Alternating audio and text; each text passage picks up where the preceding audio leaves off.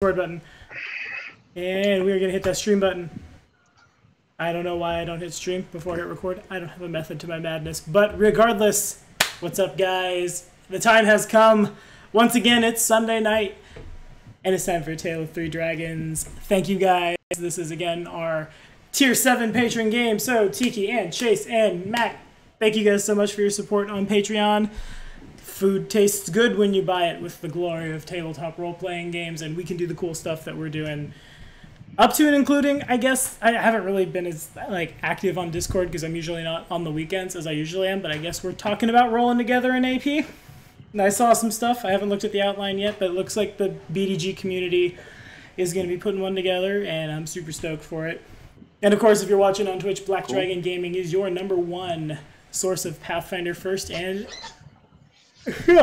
Second edition. I didn't say fourth this time. Content, be sure to check us out on YouTube. Back episodes of this will be on YouTube as well.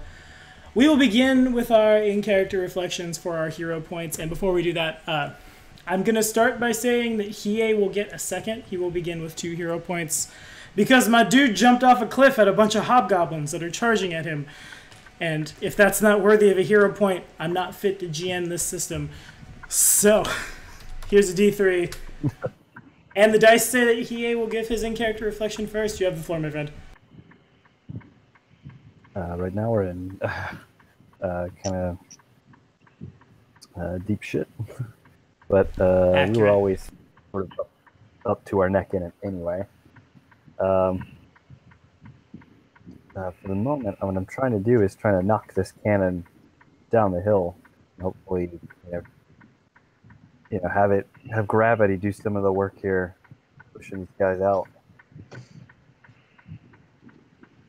That actually is pretty smart. I didn't think about that. I did not think about that when I was placing cannons on this map. Fair enough, take your hero point. The D3 says next. We're just going to go in reverse order. All right, Tarask. 360 Mac Gamer is his name on YouTube and on Discord. How you feeling, little guy? Not that he's little. He's playing a rat folk. Important distinction. God, yeah, because I'm not a little guy in real life. At the moment, Tarask's mind is full of a bunch of content that would not be appropriate to say on Twitch or any other media platform, but yeah, he's not looking very optimistic about their life chances. He nearly got one-shotted by an Oni. Now they're in the middle of a bunch of hobgoblins. It looked like it was going up for a while, and then everything proceeded to go downhill, and quite literally. And now he's realizing that the people that they thought were the lord or the leaders of the hobgoblins aren't the leaders of the hobgoblins, and they haven't even seen the leader of the hobgoblins. So he's kind of freaking out, trying to figure out what to do next. At the moment, he's trying to think of a good way to hopefully escape, because none of us, well, Anru might, but Tarask knows how to get around that. Hopefully, he thinks, maybe, possibly, everything's going to end horribly at this rate, but let's be hopeful.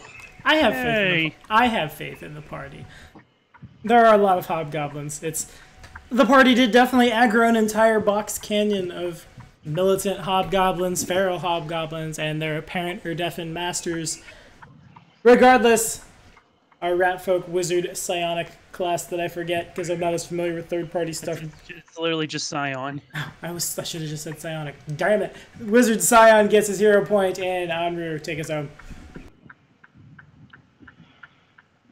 Well, isn't this just a very sorry sack of Roth shit? We're probably gonna die, but yeah, I'll be the last one out of this canyon if we don't. I don't see how we're gonna make it out of here, but you know what? I've got a ladder full of goblins or hobgoblins or whatever they are coming up after me, and I think my torch needs to play whack-a-mole. Well, I didn't make you guys fight moles. I made you fight hobgoblins. Well, they're wanting to stick their heads up out of the ground like moles, so they're getting whacked in the head. I can't argue you're with that type of team who wants to be that literal. Okay. Oh, yeah, or you will be punished to death. Anyway, take your hero point, my friend. And we are going to begin. Hiei, you're up. Before we start, could you actually center my view, please? center your view? Yes. I don't think I can. Shift left click. Yeah.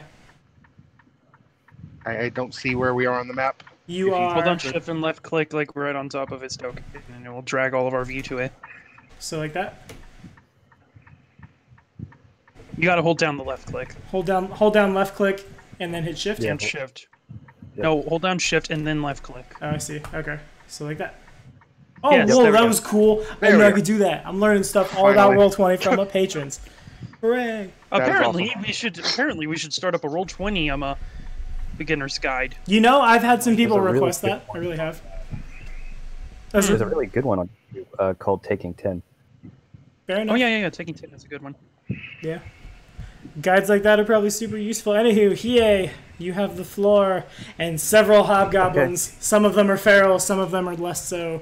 Their evil outsider masters begin making their way up the ladders behind them. Though it looks like they're not really going to have a place to stand until they get up there. Okay, so I'm going to spend a hero point right off the bat, since I get 2 of them. Okay. Add 8 to a roll and do a bull rush CMB. Yes, sir. Make it so. 21 with the goblin in front of me. A 21. Yeah, that beats it. Okay. Does he bump into the cannon? You beat it by exactly 5. So he does contact the cannon in his square. Yeah. Gotcha. So what happens here? Does the cannon start to roll, or? I'm gonna have him. He's not very smart. These guys are mostly feral monsters, and you push him, and he leans back and he hits the cannon, and the cannon is really just supported by a couple of like 2x4s that the cannon is sitting on, and the cannon does roll back into this guy. I think what I'm gonna do. Oh, I burped as I was talking. That was gross. Enjoy, Twitch. Yeah. Yeah, I know, right? I'm gonna have the one behind to make a reflex save. That's what I'll do. Okay. I'll roll a d20. We'll treat it like a falling object. He does fail the save, so the cannon connects with this guy. This guy falls back 5 feet and goes under the iridescent. Along with the cannon will keep rolling, and then I'll add the iridescents. We'll both try to dodge out the way. They might have... I forget how... Okay, I don't get that at first. Okay, got it. So they'll both make reflex saves. They're flat-footed because they're on a ladder. So I think that's they take a negative to their save. Ooh, an 8 is bad. A 15 is also bad. So both of these creatures, they look up and this as the cannon collides with their weird semblance of humanity dome with a sickening crack. Everybody falls down. Oh god, there was another hobgoblin. There's one more hobgoblin has to make that save. Hold up. Also, I set it at 20, so all 4 of those guys fall. The cannon continues to careen off into the water. There's a splash. So, those guys fell 30 feet. They will take 9 points of damage from the fall, which kills no one, I don't think. Yeah, no, nobody dies to it. And that was a standard action, Hiei. Yep, that's all I got. Alright, fair enough. In that case, I will finish assigning damage to people. And that was pretty good, yeah. That was... I can dig it, Anru. What's up? How is my cannon being held up? Because that was a very interesting thing. Yeah, you don't... You can see it. He's 20 feet below you, and then it's 30 feet down the ladder, and it's the same idea. You could push it... Yeah, you could push it. Could I break the supports in the front so it just rolls off by itself? You would need to break the supports on the side, because it can't roll like this, right? It would have to roll sideways.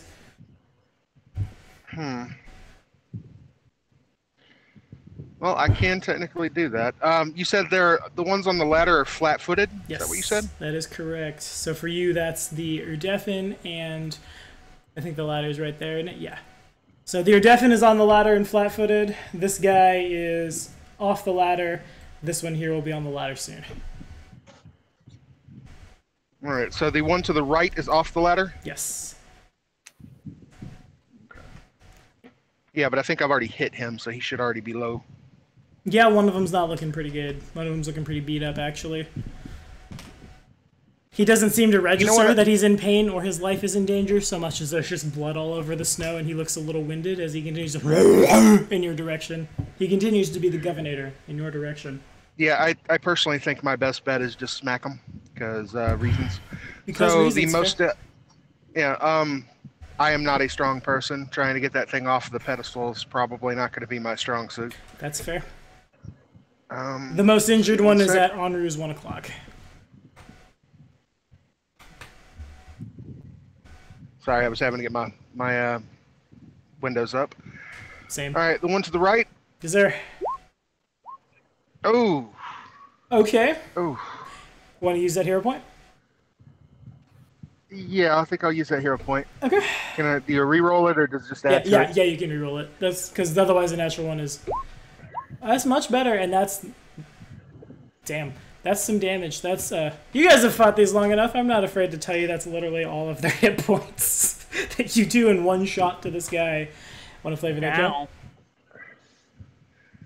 Okay, so flavoring the kill, just trying to see if I can knock him down the hill, aiming towards his friends. Okay. Probably won't do anything, but still, it's like, hey, here's your friend. He falls a little to the left, but it's not necessarily enough to careen him into someone. I gotta see, what is my con score? Okay, he's to go -1 more to be dead. You didn't insta-kill this one. Fair enough. But he is dead. Okay. Never mind the deadest of dead. He is dead. Yeah, he's dead. I say flavor that kill when they go to 0. I assume you guys don't necessarily have an interest in, like, saving their lives.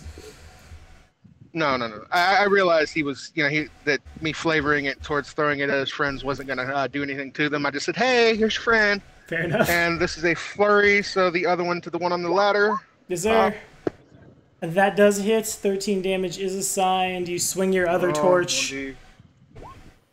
Nope, that's a crit, or sneak attack, rather. I see. Well, this one's not on the ladder. This one's on the ground here, so he's not flat-footed. This one here is. I thought you said that one was. This one's flat-footed. You said that one was on the ladder. This one right here. This one's. I don't see any indicator. Yeah, it's kind of hard to tell, but it's this one right here is on a ladder. This one, because it's like there's a square there. It's come up. It's standing. It's ready to fight. Regardless, it does take 13 points of bludgeoning damage. Not 1 point of bludgeoning damage. We need 10 more. Is that all? That's what I got. All right, Sarask. The sounds of goblins dying and cannons falling and things that are upset echo all. Well, Farron sees it. Farron's right there. Yeah, Farron's right on top of it all. I'm just gonna once again echo kind of like to my allies. This isn't their leaders. Apparently they have a lord and he wants us now. Perhaps we should think of retreat. And I'm gonna first off, Farron is going to continue on trying to claw at the person at the hobgoblin here in front of it. Yeah, alrighty. What's the lighting condition outside? It is. There's a snowstorm going, but it's not that bad. A 12 misses.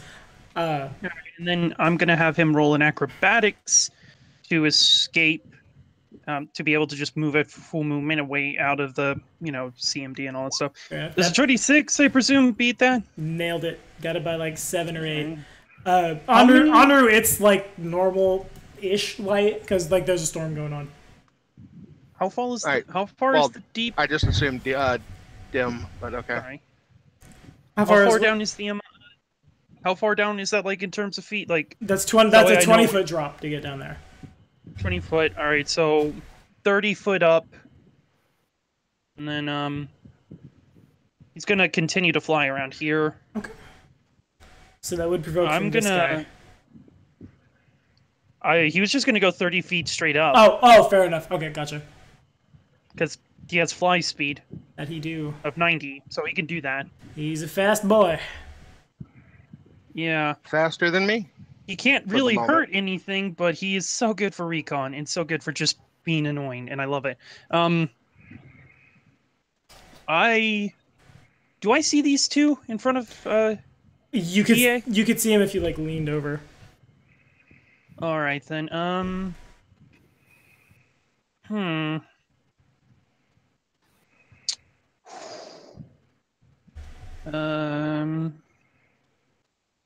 Does figure. Each person. Yeah, no, that's not going to help. That's not going to help. So many powers, none of them directly helping to the situation at hand. Okay. Well, oh, that might work. I'm going to pull out a flask of alchemist's fire. That is a thing. And are these ladders made of wood? Why, yes. Those, and I think you have line of sight to the bridge, do you not? Yeah, the bridges are as well, and both of them look very. They're solid. It looks like they can hold weight, and like you're not in danger of falling like to your doom by putting weight on the bridge. But they're very temporary structures. They're probably collapsible. They're probably definitely flammable. All right, so, if I were to move around, say here, would I be able to get a line of sight to where I could toss the alchemist's fire onto this bridge down here? Yeah, I think you could. All right, I'll do that. I'll stomp up here, kind of like just trudging through the snow, and I'll yank out an alchemist's fire, and just these guys are speaking. Do I have any idea what languages these? Oh no, wait, no. Why am I asking that? No, I'm quiet. I am silent. I say nothing. Make a stealth check. Nothing. Make a stealth check. What do you say? Natural one's just, you guys are rude! 13. Opposed by several perception checks. Oh. I mean, I'm not actually trying to stealth. I'm just trying to. I was saying that more so because when Tarask opens his mouth, yes. he proceeds to get a fearing the swarm of feet that come. We don't fight swarms of leeches here. It's just human feet that come and kick you. So I'm gonna toss at this guy. I presume he's on the bridge. Yes. All right, I'm just gonna toss an alchemist's fire at him. Would that be a ranged attack? Yes, that is a ranged touch. Ranged touch. All right. I'll just roll a ranged because I don't have a macro set. I don't have anything set up to roll for alchemist's fire, unfortunately. Understood. A 19 certainly hits my touch. Yeah. It's a little far. A little far for Tarask to throw the alchemist's fire that far, but you're considerably higher up as well, so it seems to counterbalance it. And the hobgoblins on the bridge all have their bows trained at Hiei. They saw you when you'd fallen down, and then you like scrambled back up, and now they've kind of forgotten you existed until now. All right, so yeah, I just tossed the flask overhand onto that one. Sure. I don't remember how much fire damage it does. I'm pretty certain it's like 1d6. 1d6 with 1 point of ongoing fire damage or something like that. It's 1d6 point of damage now. And then the creature next to him will take 1 fire damage in splash, and then he's on fire for another round. The bridge also does catch fire. All right. And then I'm just going to, that costed me, how much movement did that cost me? Let me just check. Oh, that costed me my full movement. I'm not moving, I was just measuring that there. So, wait, yeah, I only have 20 feet of movement, right? Or is it 25? Your move speed should be 20, I'm pretty sure. Yeah, my move speed is 20. It is a sad, sad day for Tarask. But yes. Alrighty, so the fire splashes the creature. You guys have all identified that's an Urdefin. The Urdefin does catch fire as well, and it just as it like the bits of its skin burn away, and it doesn't seem to mind that like right here on its arm the bone is exposed. Oh man. Ew. Mute your mics. That fits the noise. Making, that's probably an accurate noise when your forearm catches fire, yes.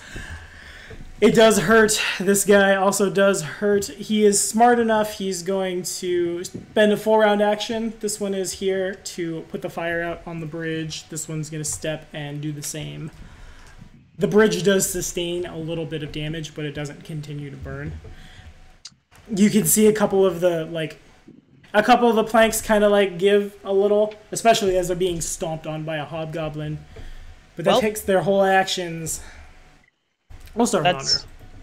Also, that's only one of my 3 files I have on me, so Alright, so when this guy comes up, it will provoke from Onru. because he's like he can't defend himself. He's flat-footed as he's climbing. As the Iridefin climbs up the ladder.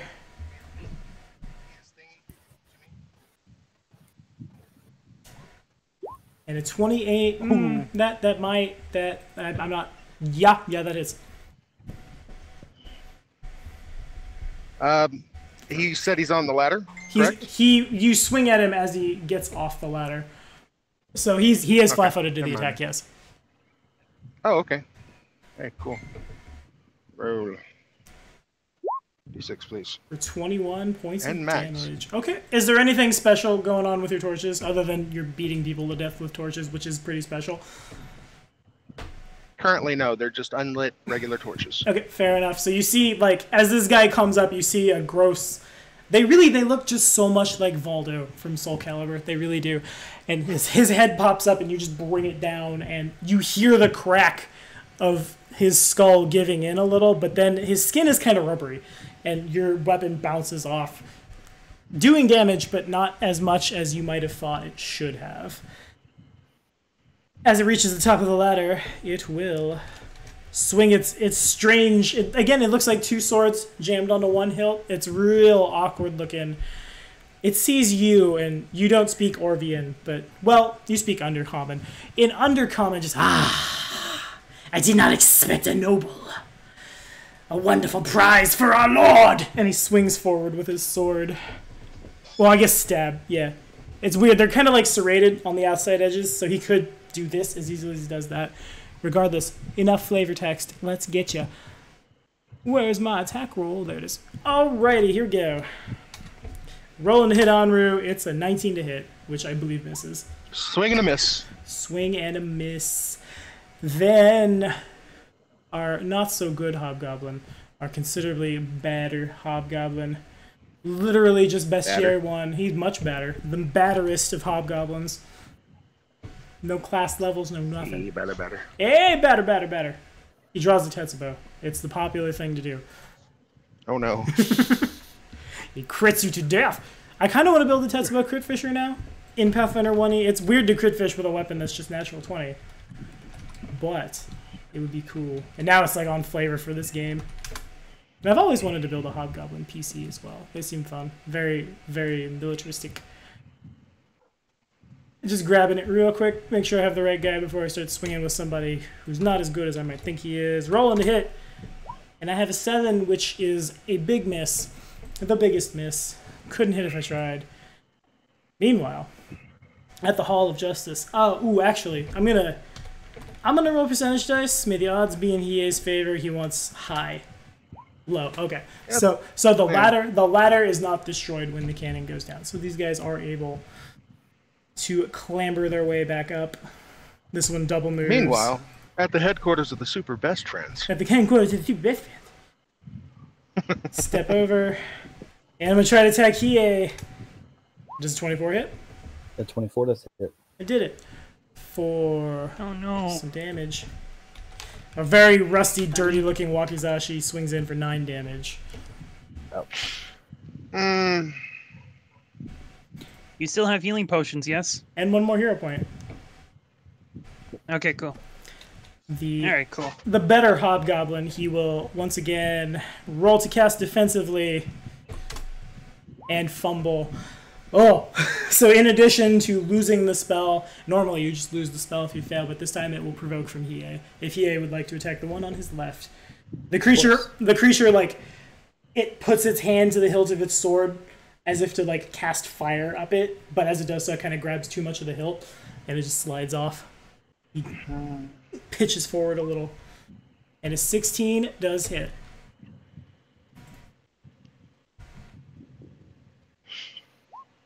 The 2 points of damage, duly noted. All right, just because I have to be completely honest here, because you've been nice to us as well. I'm a nice boy. You rolled a 19 on that Wakizashi. It's an 18, 19, 20 weapon. I did. Okay. I didn't even realize that. I didn't either. I'm so used to 2nd edition. Thank you. Tiki, you get a hero point for helping me kill your friend. But a 10 doesn't. Horrible reason. All right, but I had to be honest with it. I have like 40 monsters to deal with right now. There are many. Speaking of many, we're gonna 5, 10, 15, moving under Tarask. This wait, that guy's on. Oh, I was about to say, is he like right on my level? But no, thank God. The bridge connects here and then goes under. It's awkward. Okay. But I will once again say thank you, Chris Ward, a ghost patron, for whipping up these maps for me. It saves a lot of prep time. You need to teach me how to make your maps. Holy goodness gracious. He is, like, I've said it before, I'll say it again. This may be because I'm pretty sure he's watching on Twitch right now and I'm trying to milk it. No, I'm not. I promise I'm not. But it's really sweet to have patrons that, in addition to, like, wanting to see... I'll talk while I move my guys. Like, wanting to see Black Dragon Gaming succeed and helping out monetarily, also helping out with things like this. Or, like, actually, not necessarily this Tuesday night, but next week, it'll be Mac Attack GM our Pathfinder 2nd Edition Gestalt game, where yours truly is going to play a thing. Hype is real. 5, 10, 15, 20, 25, 30, 5. You can't... Not on the bridge, you can't move past your friends. Which is pretty cool. Because these guys are going to start running across the bridge. They kind of move in formation, and then once they hit the bridge, all semblance of formation is lost, and they just running and howling your direction. Speaking of your direction, look, Tarask. You've got a friend. Oh no. I saw them and I was like, oh no, are they? Oh no, they are on my level. Oh no. Oh no. Oh no. This is not good for me. This is not good for me. The grease spell. I mean, unfortunately, I grabbed a large person, and I don't know why now. It's not a bad spell, but this party is a lot of dex to damage, so it's not quite as good. Yeah, I didn't realize that when I grabbed that. I was hoping it could be useful for some magical items or something. Yeah, I mean, it's still good. It improves damage dice, it increases reach. It has its uses. Meanwhile, the last archer who didn't have to put out a fire wants to attack Hiei. The roll's a natural 2. So his wants don't matter. The arrow pings into the wall. What you gonna do about it, Hiei? I'm going to take a shot, and then I'm going to do 5 foot backwards. Okay. So where Hiei is standing right now, it's a little confusing on the board, but there's a wall behind you. So you could 5 foot. You could 5 foot here, or here. Damn it, there, but there's a wall. Also, if you were to shoot, it would provoke from these two. Right. I meant when I said I was going to unarmed strike. But... Oh, okay, fair enough. I'm sorry, I heard shoot and like, well, okay, it will provoke. All right, take a shot, but with fists. Yeah, but with fists. And actually, you know what? I'm going to expend a use of challenge on the Magus here. Yes, sir. So that's a... What does your challenge do? I forget what your order is. It's sword, so it's standard challenge unless I'm mounted. Right now we don't have to worry about it because I'm not mounted. So everybody who's not the Magus takes a +2 to hit you, right? Yep. All right, yep. Understood. And, level to attack and damage. Seems good. A 15 is not quite enough though. Damn. Just misses. Yep. Actually, since I really can't withdraw here, let's just go ahead and make that the flurry. Yes, sir. Oh, it's the same. Whoa, a 15 does miss again, yes. They come real close, like you punch, like withdraw one hand from the string of your bow to like punch him, and then like bring your fist up, or like bring your elbow in, I guess, and it connects with his armor both times. He seems to just absorb it. Will there be a 5 foot step or swift action? That's it. All right, Anru. Big scary monster from the lowest reaches of the Underdark. If there was anything scarier in the Underdark than the Drow nobles, it would be the Irdefen. And one's in your face. You said I knew what these were previously, right? Yeah, Anru's... I think it was... Yeah, it was Anru. Anru's figured it out. Yeah, because I rolled like really well. Actually, I believe I rolled a nat 20 on that particular roll. Yeah, I'm pretty sure you did. Yeah. Do I know any resistances or things they might be weak to? I'll give you a couple. Yeah, because you did crit. It has damage reduction over good or silver weapons. 5 over everything that's not good or silver. It's immune to death effects, disease, and fear, and level drain. It has spell resistance and a little bit of acid resistance. This one in particular, you know that you're definitely live in the lowest reaches of the Darklands, and most of that is a region that is known as the Sightless Sea, which plays a role probably in why his eyes are covered with that like Valdo-style leather bandages. You're not really sure how the Urdefans see. It might be like eyes in his nose. You might be that tongue might be what guides them. It's very secretive. This one does seem to be like one of the sailors of the Sightless Sea that's been brought up to shore. In his hands, that Roca is pretty deadly, and he's pretty good at like blocking attacks and stuff with it.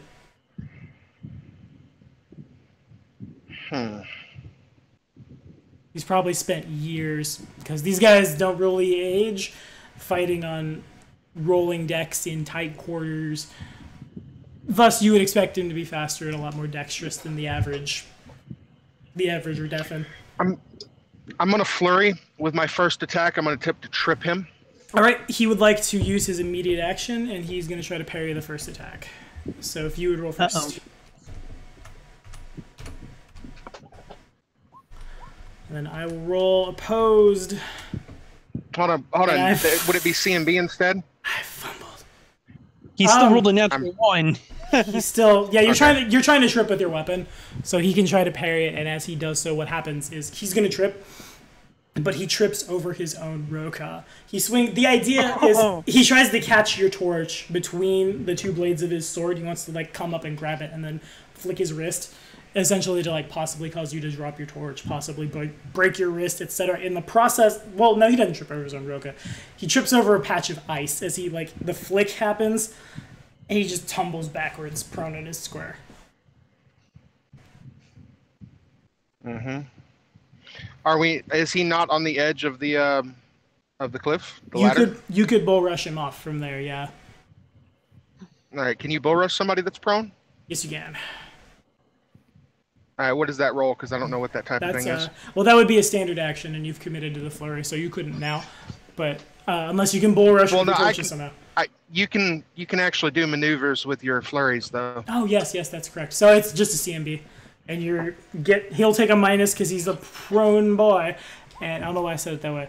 Oh, fuck. Can I hero point to re-roll that? You've used your... Oh, you did get a second. Yeah, if you would like. You did. May. You certainly may. 12 not much better. Not better enough, no. You try to push, fail to push, try to push again, gets him all in nowhere. He just kind of like... The laughter is very dry in his tongue, which comes down about to his collarbone, just foolish. All right, well, free action to speak. Of course. Here, Tarask, fall back. We're not taking these people out in the open.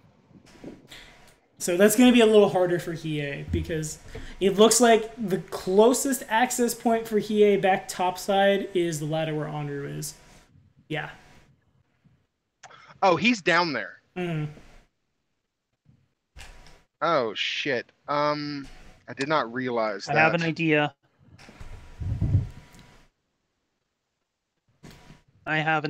All right. I can maybe do something. Let me see what I can do. Would you like to pass your turn? Go ahead. All right, so ask what you got. I have a crazy idea. And it may work, may horribly backfire, but it's the only time I can see this spell being useful at this time and place. And that's when you know that it's a good Pathfinder. I have an idea. It's a little weird. It might work. We have achieved. I'm going to. So Hiei, or not Hiei, Hiei. Hiei's like 10 feet below the cliff, right? 20 feet. 20 feet. Mm. Where are you? I don't see you on the board, Tarask. I'm right here. Oh, yeah, okay, fine, fair enough. You look just like hobgoblins. Fair enough. Yeah. There's just a crap ton of goblins on my side. So, for my move action, I'm going to move to here. Okay. And then I'm going to look down to Hiei and say, I'm going to look down here and say, for the love of all that's holy, climb up here, you fool! And I'm going to use, enlarge person on him. Okay, so he's 20 feet down. You don't have reach to him yet. It's range close of 25. Oh, fair enough. I thought it was a touch spell. Yeah, that works. His size will increase to large. And that will make it... Time, by the way. Oh, yeah, it is. Yeah, it is. So I always forget that spell does take a round. So it will happen at the beginning of... Oh, he moved, so you can cast it anyway. Fair enough. You could You could use your hero point, act out a turn. I'm just going to cast it from here, then. I didn't realize that. Well, there's another option.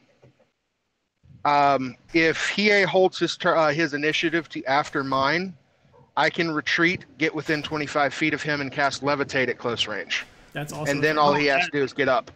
Oh, yeah. There's also that. Well, part of me wonders if I'm ever going to actually be able to use Enlarged Person. That was a very, very good use of Enlarged Person, yes. Yeah, it's very good use. So I'm going to go ahead and use Enlarged Person, because that's the best thing I got going for me, and that'll also make it easier for us to hold the cave. Okay. Fair enough. So the round passes. It casts. I can also still levitate him, and he'd still have an easier time getting up. Yep. Oh, God. Hiei actually, Hiei can probably just reach up, maybe a little like tippy toe, and reach to the top there and pull himself. It'll provoke a bunch, but he could pull himself up. He might. His height has certainly changed for the purpose of an acrobatics check. Yeah, that's what my goal was. I was like, oh, I'm never going to use Enlarged Person. Oh, wait, I have an idea now. Leap of the Clouds is funny. Okay, so the Urdefin would like to stand up. It provokes from Enru. I will not use my immediate action. I can't because I'm flat-footed.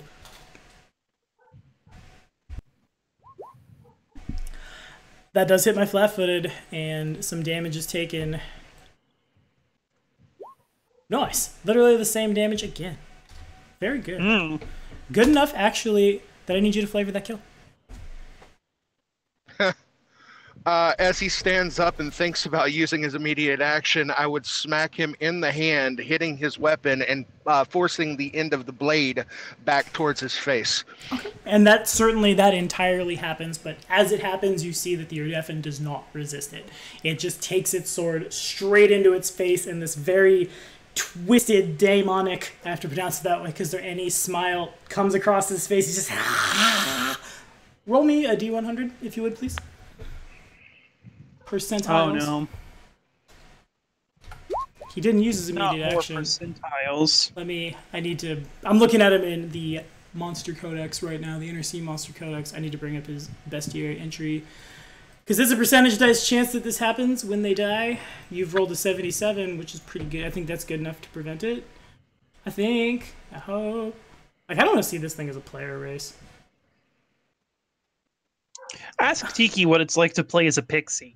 I love pixies. That's so sweet. I want to play a pixie Ubercharger so bad.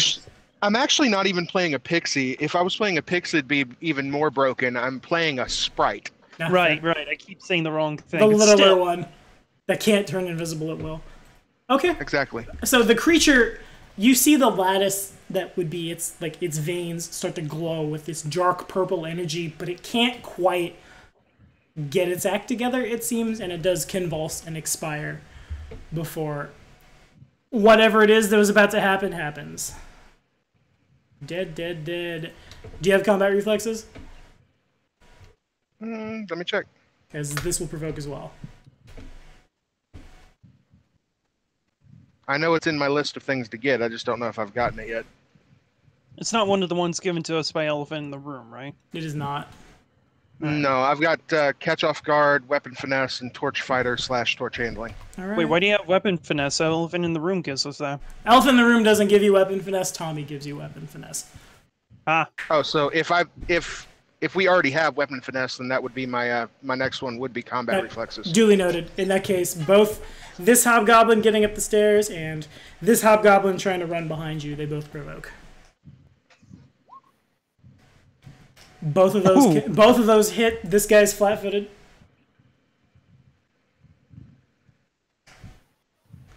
Just need to do 5. Oh. Minimum roll, but okay. Doesn't kill that one. It could have killed him. Did not. This one, however, is dead. If you'd like to flavor that kill. It's like, no, you stay exactly where you are. And he probably dies like right there. Oh, But Verded, I will Oops. try to attack you with my Poopy Hobgoblin. Poopy Hobgoblin adds 5. He is attacking with a Wakizashi. It's a 19 to hit.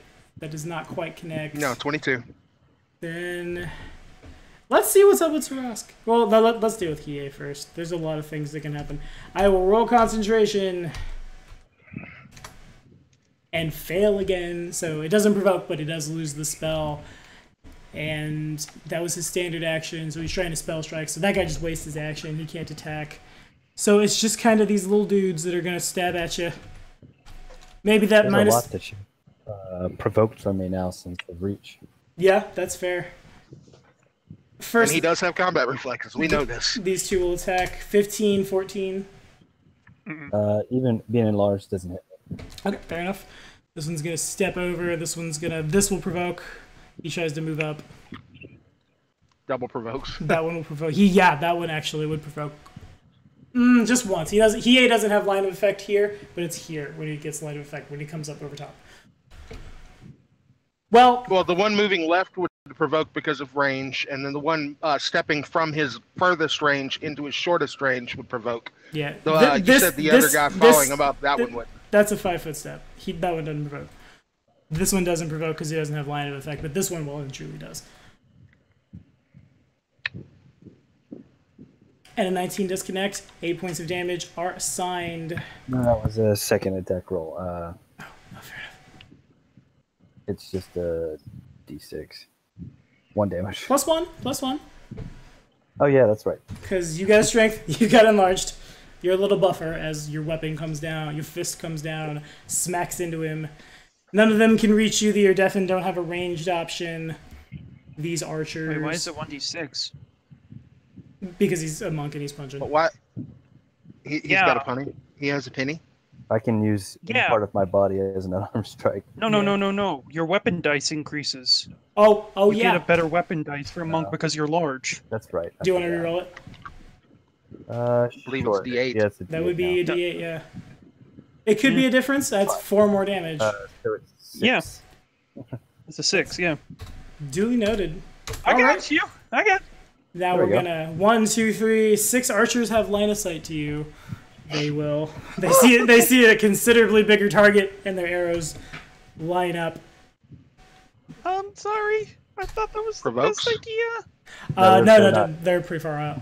So 13 They're does pretty miss. far. 14 misses. 14 misses. 21 to hit. It will hit, but I'll bat it away. Yes, sir.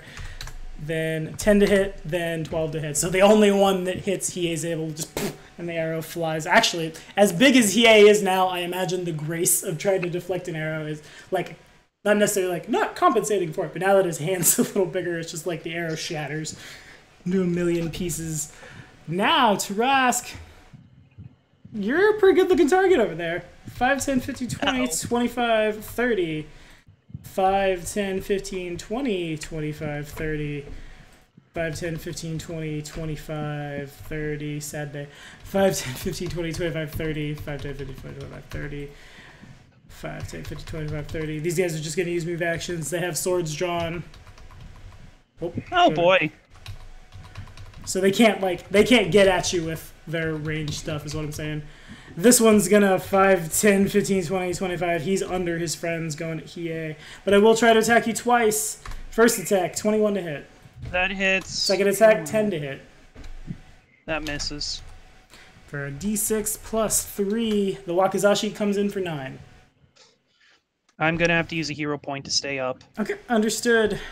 So the Wakizashi hits you, and you kind of like lean back a little bit. And like, it's dodge this, it will kill you. Lean back, lean too far. Oh no, gonna fall. And your tail kind of like whoops back and pushes you forward.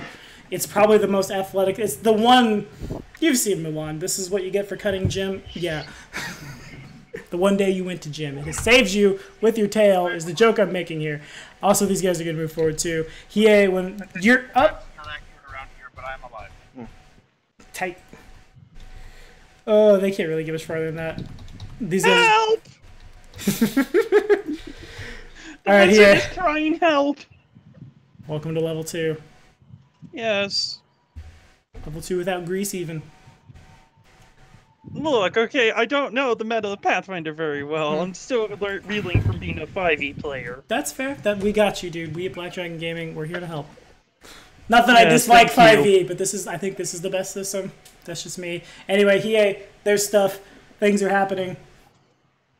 Your wizard is crying for help. You see Tarask lean back a little too far, and his tail kips him back up. Yep. I don't have those monk levels yet. Soon. I'm going to try Or that to monk level. do a jump here. Alright, understood. It will provoke 4 times. Go ahead and make the acrobatics check. I'll roll my attacks in a second. Alright, what is my acro? Should have made a macro. Or your acro. Ugh. It should be 8, but I have a dex penalty, so it's a 7. But it's a natural 20. Okay! You flip up dexterously. That happens. Hey! Your bow Hey, a represent. your bow comes out a little too far, and as Tarask is leaning up, and you kind of like just Jedi flip in place to get up, Tarask grabs onto the bow and just wah! Back over there. But I am gonna swing on you. 1, 11 to hit, 12 to hit, 7 to hit, 8 to hit. I'm so good at Pathfinder. The Magus rolls in his threat range, but confirms not. So he gets 9 points of damage as everybody just kind of flails except the Magus, who seems to get his act together here finally at the end of days, and his katana cuts across your thigh. And you land there. Ow.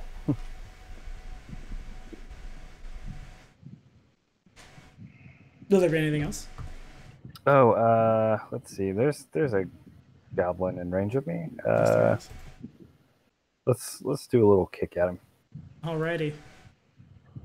The best kind of kick, the little kick. Eh. And it is a little one. Oh, I jinxed Maybe it. some snow at him. A 9 does miss. A lot of snow is probably kicked up, yeah. But it doesn't seem to care other than the fact that it gets a little snowy. If that's all, Anru. Alright, I am actually going to go. Yeah, he can provoke, I don't care. Alright, fair enough. Going here, 18 probably misses though. and I'm. Yeah, it does. And I'm going to attempt to use a reposition on Tarask to get him into the cave. He can choose to fail it, or I can try to force it. Rough. So what he's saying, Mac, is in Pathfinder, when someone rolls something at you, technically every time I've attacked you, because you're not consenting to the attack, I have to roll over your AC. By the same notion, if someone casts Cure Light Wounds and tries to get you with it, you're consenting to that touch, so I don't have to roll a touch attack to heal you. The same thing is happening here. You see Onru lean forward to try to grab you. Do you want to try to dodge her? No. Alrighty. Shoving him into the cave. Is that square Thank good? you. Yeah, yep, that's fine. Alright, fair enough. That's good. Then it goes to Tarask as a move in a standard. Tarask, pretty much as soon as he lets go of the bow and falls like the 6 inches to the ground, here comes Onru sprinting the other way, grabs you by the tail, and just whoop into the cave. It probably doesn't feel the best. First things first, I yell out for Farron to follow. Ah, that's fair. And Farron. I forgot about Farron. Farron follows. Alrighty. And then I'm gonna get up and back up myself. Okay. And I'm gonna draw a heal. I'm gonna drink my last healing potion because I cannot afford to go. I don't have the ability to go down anymore. You do not. Oh no. So Alright, popping a potion. while you're popping that potion, the hobgoblins will go. Hiei is primary target number 1, holding that left flank. The first thing I'm going to do, well, not necessarily. 5, 10, 15, 20, 25, and 30. I can't get to you. I'm sad. These guys have to go around to that ladder. 10, 15, 20, 25, 30. 5, 10, 15, 20, 25. He double moves to the ladder. These guys all kind of just fall in behind. Or, in some cases, just get up the ladder. Hobgoblin military strategists are usually a little better known. for having their act together. In this case, not so much. This one will run his butt around. I kind of came at them from the rear, and they totally weren't expecting it. You were not. You definitely had the drop on them. So the hobgoblins go in first. The Urdefin seems totally content to allow that to happen. There's some provocations from the enlarged Hiei. These guys are all taking move actions, so... Gotcha. Alright, well, I have quite a few of,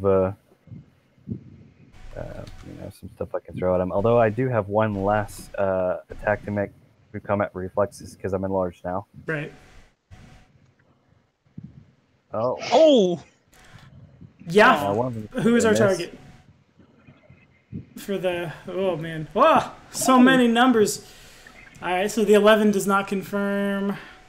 Then that 11 misses. Then I wasn't rolling 11, those as confirmed. Those are just the 4 provocations. Oh, I see. Okay, fair enough. So it looks like just the criticals are the ones that connect. If you'd like to confirm them. Yep, I will. Well, I will try to. You might. 21 and a 9. The 9 doesn't confirm, the 21 does. So somebody takes crit damage, someone takes regular. Gotcha. Alright, so I'll roll the crit damage first, which I think a 2... 12. Alright, who is our target for the critical? We'll just go with the first one who moved through my threatened area. Alright, he takes 12 damage, still standing, but he doesn't feel good. And, we'll just say he got hit again. No, I can't do that. This isn't an attack, it's a provocation. So the other one takes... Understood. The other one takes considerably less as you kind of just swing wildly as all these dudes come charging up at you. And one of them takes an oversized karate chop to the throat, and he reels back. And as you're doing this, your back foot comes around to swing and kick somebody, and all it really does is cause him to stumble a little. But it looks like he felt it. 15 to hit, 20 to hit. Oh no. The 20 is a hit. I'm sorry, friend. I thought this was a good idea. In Goblin, the Hobgoblin curses that he wishes his Wakizashi was not rusty, but keen. But it's not. 8 damage. I'll have to spend my use of Resolve for my Die Hard. Fair enough, and it resolves. You guys...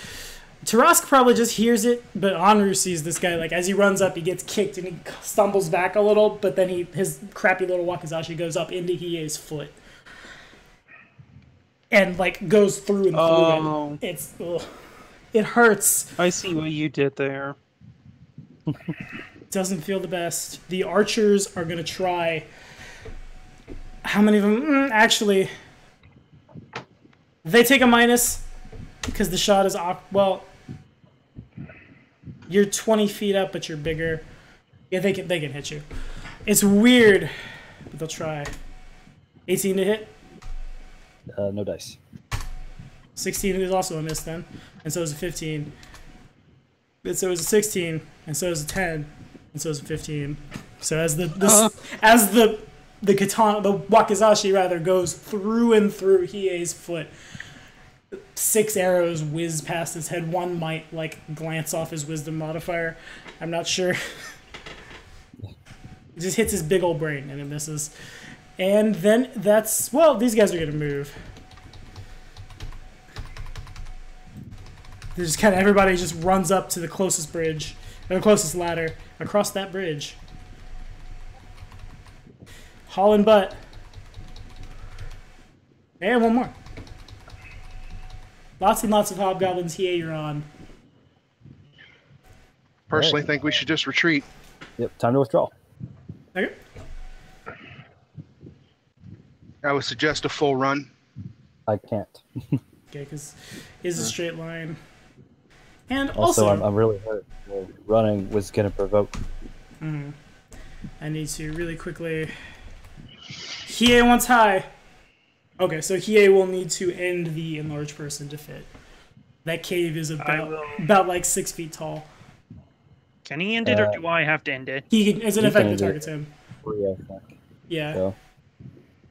Hiei shrinks down. Well, I would end it if I would end it. He could end it. I just needed it to get him up. No, it was really good. I really liked it. I will also attack Hiei 3 times. Yeah, I could have attacked him one more second ago. Oh, well. It is what it is. Attacking Hiei with a 15 and 19. It's a withdrawal action. Oh, never mind. I lied. No attacks happen. And Hiei escapes into the cave. And that's full round action. Anru. Yep.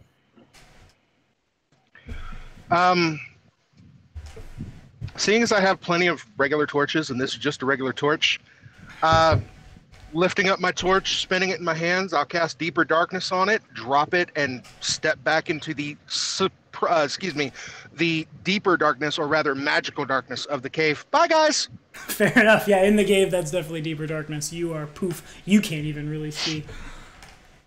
All right. Nobody, people with dark vision cannot see. Yep, that's definitely enough to stop it. Is that all? Yeah, I'm just retreating back the way I know in the caves. I have underground guide. Fair enough. In that case, it's on to Rosk. Correct me if I'm wrong, but this isn't the only path that we know of through the mountains that could potentially get it. Okay, we have other paths. We'll find other paths. There are definitely other paths. You guys didn't see it through the storm, but you assume because people were coming across the bridge and like there's another side of the canyon, there's probably caves over there too. And you know back where those Izobu were, there was another path. Can I roll a knowledge dungeoneering to see if I can see a way to just cause this cave in front of us to collapse? Yeah, sure. Knock yourself out. Okay. 27. That's solid. Yeah. And so too is the wall of the cave. These were made not by the hobgoblins, not by anything that's lived here in a long, long, long time. Almost like perhaps it's some kind of big burrowing creature that might have come through here. You could probably collapse it with a significant amount of explosives. Enough of the force spell might do it, but you'd be there a while.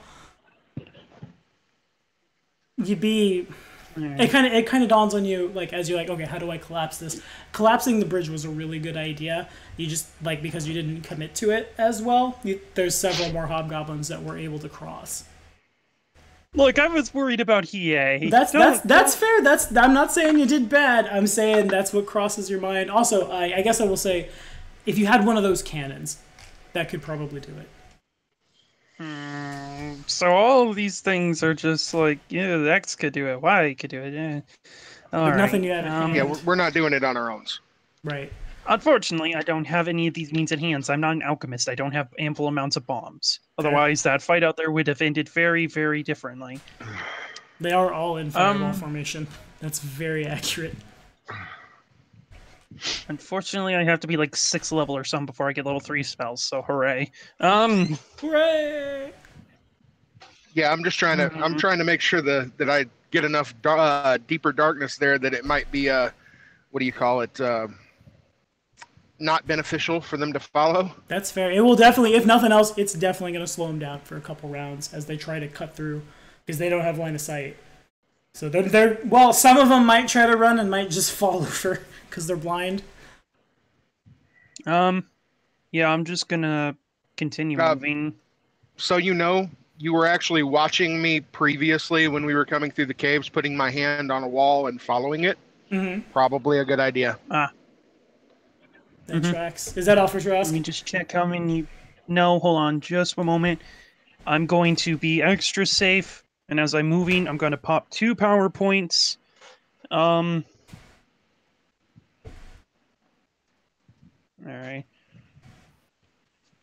I'm going to pop Vigor, which I believe gives me 10 temporary HP. Yep. I might be wrong. 5. I'll have to check that real quick. But, well, I put 2 power points into it. Wait, no, fair. it's not ampliable. It's see. not ampliable, that's it. Okay. So it's only 5. But then I still have 4 points, so hey. Yeah, so I put some temp HP on me. Yes, sir. Did Farron go? I see Farron has moved. Yeah, fair enough. Fair enough. Farron is gone. Fair enough. All right, the hobgoblins are up. So this one's going to stumble into the deeper darkness. They're not smart enough to not try to run. Real quick, can you mark on the map, Tiki, what square that torch is in? Right there. Okay, sure. I will grab this and I will. Here is a torch. And 20 feet out from there, so that's about to there. It's deeper darkness. The range might be more. Okay. Deeper darkness. Just pulling it up real quick, sorry. No, you're fine. Totally fine. We need to know these things. It's 60-foot radius, so 120-foot diameter. Okay, yeah, that's relevant. Okay, so why can't I want to delete that? There we go. We don't need that anymore. Jesus. Okay, so 5, 10. And it lasts for 40 minutes. Damn. So 5, 10, 15, 20, 25, 30, 35, 40, 45, 50, 55, 60. So I need Tarask to make an acrobatics check for me. Okay. 20. Tarask is able to move greater than half his speed without falling prone. We'll say that Farron can as well.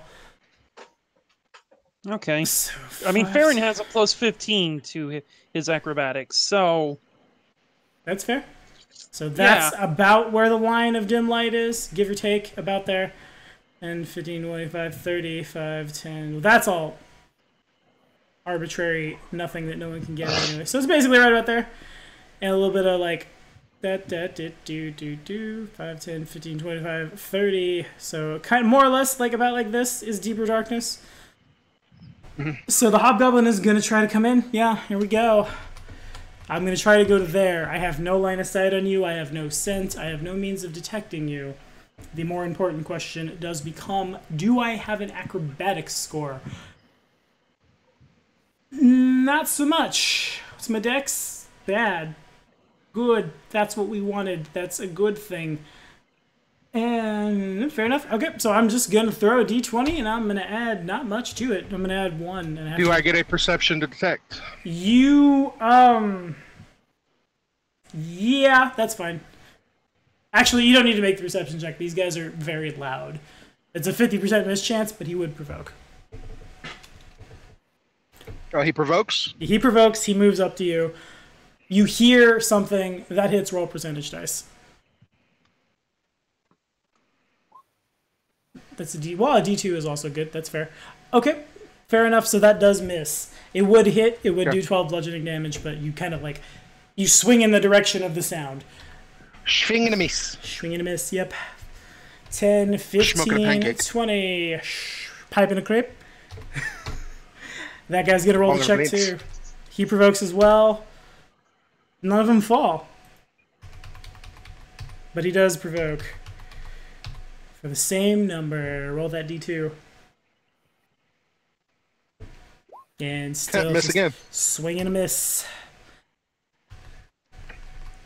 From what you guys are hearing, the sounds of these feral beasts charging at you, the Urdefin seem more than happy to just let their minions do the work for them.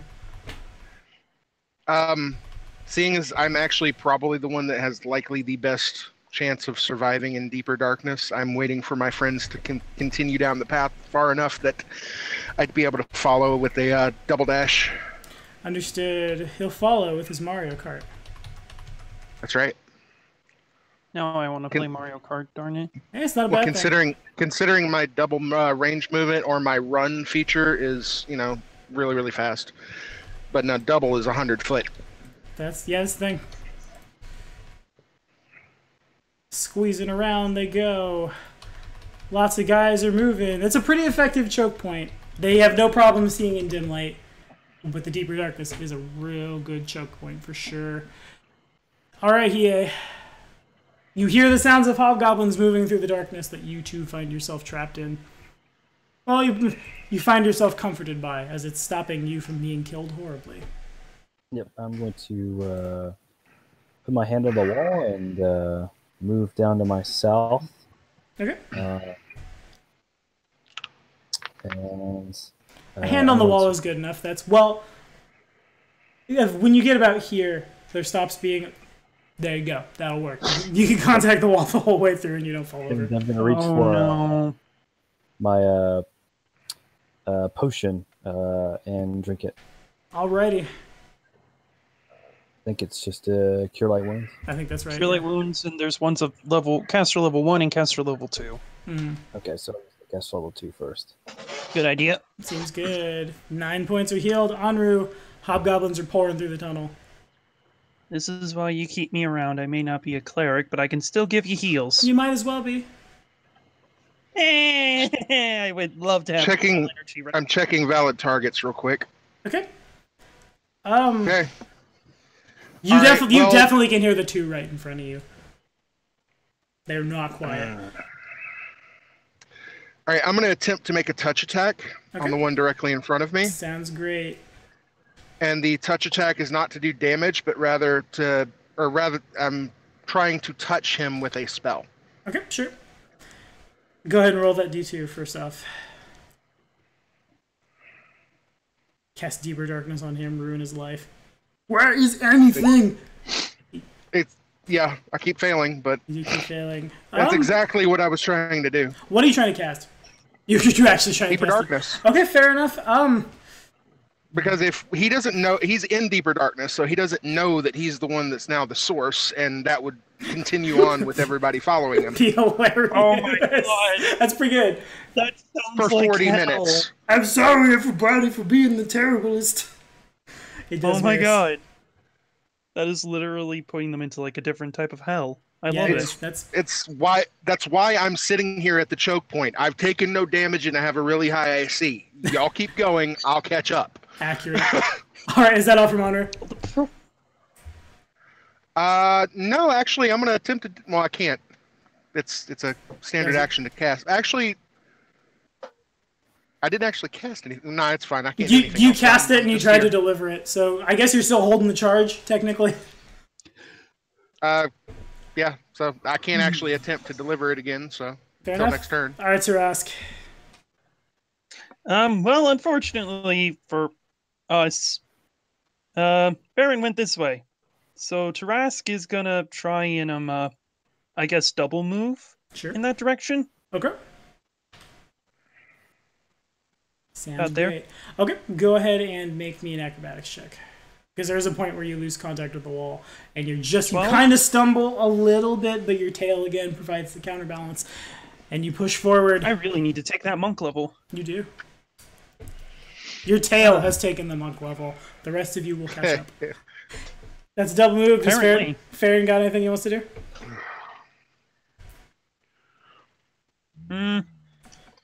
Baron's just gonna look at the darkness and kind of like, Contemplate his Hello, life. because if I Darkness, don't my show old up sooner or friend. later, then it's not gonna go well. That's fair. Okay, fair enough. All right. The hobgoblins are not. Then these two definitely know where you are, so they're gonna roll that d2. The first one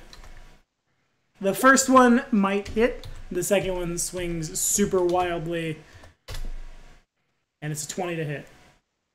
22. Okay. Fair enough. Hold on. A thing happened. He did move 10 feet. And that one falls prone as he goes over a little bit, loses his footing, is a snail now, is the button I will use. And now it's that they can't move. Well, they can move through each other. That one will provoke and also fall on his butt in that square. You kind of just, you hear him. If I'm not mistaken, you can't. If I'm not mistaken, in the darkness, you can't move through your allies' squares because they don't know your allies.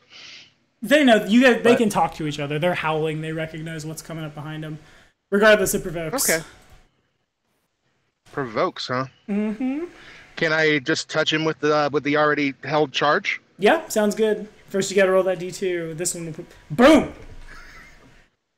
Alrighty. It's a lot easier to do this on a token. I should have just made a torch token. So he has a 60-foot aura, right? Against touch AC? I do Nailed actually it. have to touch him. Yeah, you got him. 67. And yeah, I don't give a shit if he hits me because I'm going his back. That's 5, 10, 15, 20, 25, 30. Okay. But it's not your turn, 30. it's their turn. Oh, sorry. So that yellow that you guys all see on the board now is a new deeper darkness that has resolved. He falls on his butt. He'll try to swing. He takes a -2. He may the force be with him. 17. This one also provokes as well. And if he provokes, I'm just going to straight up hit him. all right, fair enough. He natural 20s the reflex, so he's pretty sure he knows where you are, but he's flat-footed. Hold on, I forgot to roll the 2. And I missed. Boo! I would have killed him. That would have killed him. And Dude, this is wide. stop rolling 1d2s and just roll like 1d4s or something. A 7 is not much better. And that's really... Why? It's a 50-50 chance. Yeah, it comes out the same thing. More... Well, yeah. This one will try to... You could roll... Falls prone in that square. Okay, I think what he's getting at is if it's only got 2 options, it doesn't really give fairly, so I'll start rolling d100s. Yeah, that's fair, I guess. Okay, sounds good to me. These guys all crowd in. Anru almost brains a dude, but instead, like, it bounces off a stalactite. That's the top ones. Yeah, just ping, does nothing. And it's on Hiei. The party flees back through the caves. Well, the problem is Hiei and Tarask are separated. They are. All by themselves in I didn't deeper want to darkness. metagame it and send Okay, Tarask so I after follow the Hiei. wall out and notice I'm the only one here. That's for you. With a perception check, I imagine Tarask is not quiet. So, Oi! What's that supposed to mean? you. That's what it means. Tarask You're very burps. fearful and you're scurrying. Yeah, man. I feel like this is racism. It's not It racism. is against rat folk. Boom! Tiki is the worst ever. Well, Tiki's playing a drow. It kind of tracks. Scurry. Anyway, what's that D20 roll for? That was perception. Yeah, you hear him. You hear the sound of combat, definitely, too. You hear lots of dudes coming in from the north. And then I'm going to drink a potion. Okay. Sounds good. All right, Onryu. How many more people do you want to put Deeper Darkness on? I'm going to attempt one more, and if I fail, I'm just going to run. Oh, God. All right. Roll percentage dice. He's going to roll like a 12 on the percentage dice now. Damn it!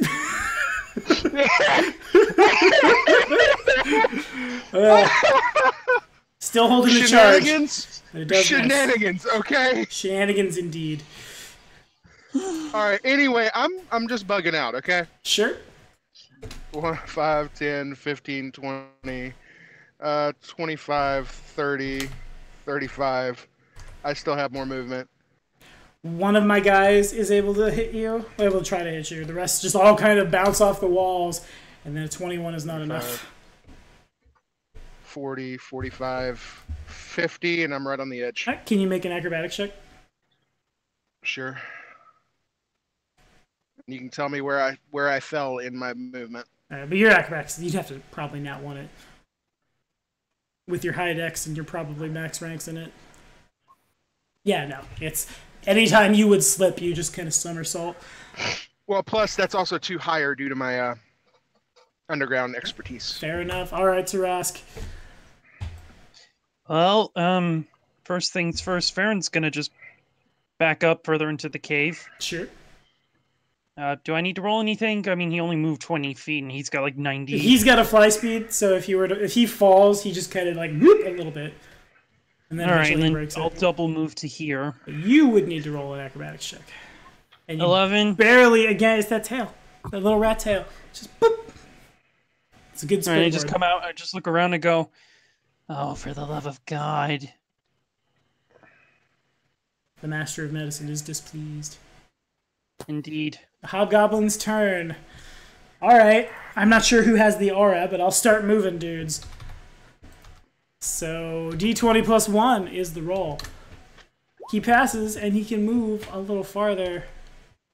He's going to double move. This D2 is to determine which direction he's going to go. One of these is a D2. Well, high, we went high. Okay, so he's going to go this way. And it provokes from Onryu. And Hiei hears it too. Hold on. This hobgoblin comes running up. Sorry. I had to get back to the right page. You're good. A 13 would miss regardless of the percentiles. He uses an action to stand up. 5'10". He adds 1. Okay, he's good. Hooray him! 15, 20, 25, 30, 5, 10, 15, Is that 20, the guy that's got 30. deeper darkness on him? I'm not sure. There's a lot of hobgoblins. There's a lot of tokens. The aura... Yes, that was the deeper darkness one, because you guys can see the aura move. The double-edged sword that is deeper darkness. I believe this... Oh, it is. I believe this one's prone as well. No, he's not. Okay. Well, he might be. Funny part is I could actually fairy fire his ass too, and we'd still be able to see the fairy fire. Yeah, you would. It is good. It is best. I'm pulling all these 19s right out of the RNG. And here, this is evens. He goes left. Well, right, rather. So 5, 10, 15, 20, 25. Moving up on Anru. Uses an action to stand. 5, 10. Acrobatics. This is the routine. 15, 20. This one's going this way. 25, 30. But no one can see any of this. 5, 10. He has actually a couple. He's a little better at this. Because he is not a bad hobgoblin. 50, 25, 30. Hold on. Tarrasca's best bet is to try to come back through the other way, screaming his head off. That would be a thing that you could do, yeah. I think he's in... Once he hits there, he's in deeper darkness. So 20. And passes. Evens, he goes left or right. Odds, he goes down. Don't you die on me, roll 20. So that dice is arbitrary. Roll the nutty crit. 5, 10. Acrobatics. 15, 20, 25, 35, 10. 15, 20, 25, 30. Lots of dudes all over the place. Here's the question: are they knocking each other over? Not yet. Nobody's rolled a natural one. That would certainly do it, though. But a lot of people are definitely falling. Now, anyway. Several more hobgoblins into the caves. Oh, he falls too. Now, after a lot of these guys come through, prone bodies in the dark, increase DC to fall. Yeah, that's fair. Now there's definitely 3 dudes just lining the cave. Yeah, sure, we can do that. He falls. He would have fallen anyway, but he falls more. He falls harder. Man, all right, the cave's gummed up. There's too many hobgoblins flailing because there's a lot of bodies on the ground. These guys do stop just short. The ear-deafened don't come in. You assume they're probably pretty close behind, but again, they seem just more than happy to let their little minions do the work for them. There's definitely a hobgoblin right in front of you. But I can't see it, per se. Right. So it's a 50% miss chance. Okay. I'll move... beforehand, would you like me to start attempting to fairy fire? Sure, Might be good. Okay. I'm going to move out here, and then I'm going to ready an attack against any hobgoblin that comes out. I rolled low, not high, so it provokes from a hobgoblin and it swings wildly. Gotcha. You're still within an area of... there are 2 deeper darkness casts. The green line is the first one. The second one is on a hobgoblin somewhere in there. So that yellow aura is deeper darkness as well.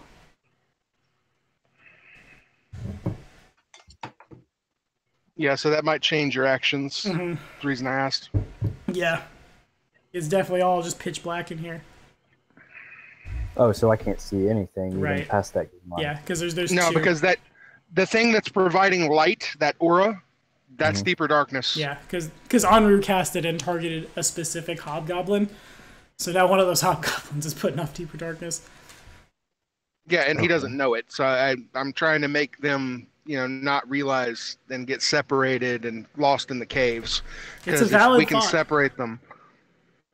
Well, I guess I'm just gonna roll against concealment and flurry at something in the dark here. Might as well. Alright, so both of those do fail to connect. Yep. And it goes to Onru. There are two right in front of you somewhere. Now I'm curious which one has the aura. I have no idea. There's so many of the guys that are saved tokens. I have to find this aura. Where is aura? Oh, aura. Alright, it doesn't matter. I missed anyway, so I'm holding on to a fairy fire casting. Understood. In that case, it goes to Tarask. Oh wait, let me check that one real quick. Farron's Because I'm not sure that one gonna holds. Is fly it? on down over here, Yes, the fairy fire is not a touch spell. It shouldn't hold. and I'm just gonna keep. Yeah, it's long range, so creatures or objects within 30-foot radius burst. I'm just gonna keep moving towards where I know we entered. Yep, fair enough. And you do break So the hold Deeper on, Darkness. that will change my my intended. Okay. It's a 5-foot radius burst. Okay. So I'm going to be casting it here. Okay, fair enough. Everything within 5 foot of that square gets deeper darkness or fairy fire on it. And it's a will save, is that right? Savings throw none. Saving Spell throw resistance, none. yes. So okay, so nothing has SR. What happens? A pale glow surrounds the outlines the subject. Outlined objects sheds light as candles, so they don't actually do the light, but they take -20 on stealth checks. Outlined creatures do not benefit from concealment normally provided by darkness. Never mind. It says though second level or higher magical darkness still functions as normally, so that does absolutely nothing, and we did nothing. Fair enough. Tarask got anything other than his move action? Yeah, I'm just heading towards the entrance. Okay. All right, I would know better. So yeah, I'm not actually doing that. I'm just gonna hold my initiative. Okay, fair enough. Would you want to go after Tarask? Sure. Alrighty, make it so. All right. Actually, I'm just gonna flurry some attacks. See if I can hit some things. Man, having a familiar that if it dies just comes back automatically is great. And both of those my are failed. God. Both of those just missed. Yeah, rough. The hobgoblins are gonna try to do the same. I wish they could actually. Yeah. This is not an attack roll. This is a knowledge arcana from the magus. He understands that there's a deeper darkness spell going, but he has nothing he can really do about it. I mean, even killing it doesn't end the spell. Then there's just deeper darkness on his corpse. Yeah, he literally needs daylight. Blah, which he doesn't have because he's a hobgoblin. Damn it. Alright, so this attack targets Hiei. And may hit. For 19 to hit Hiei. Nope. And then this targets Talk about misses. talk about a grudge match. Yeah. Misses. And these guys can't even get anywhere at this point. 5. These guys are going to go right. But the power is vested in me by Paizo Productions. That 37 is irrelevant. He needs to roll. He doesn't add that much to his d20 for his acrobatics check and falls over.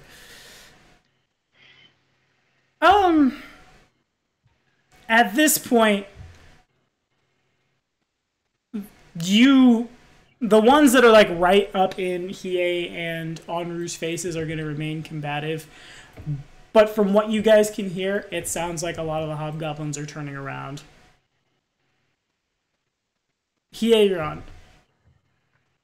All right. I'm gonna keep swinging in the dark.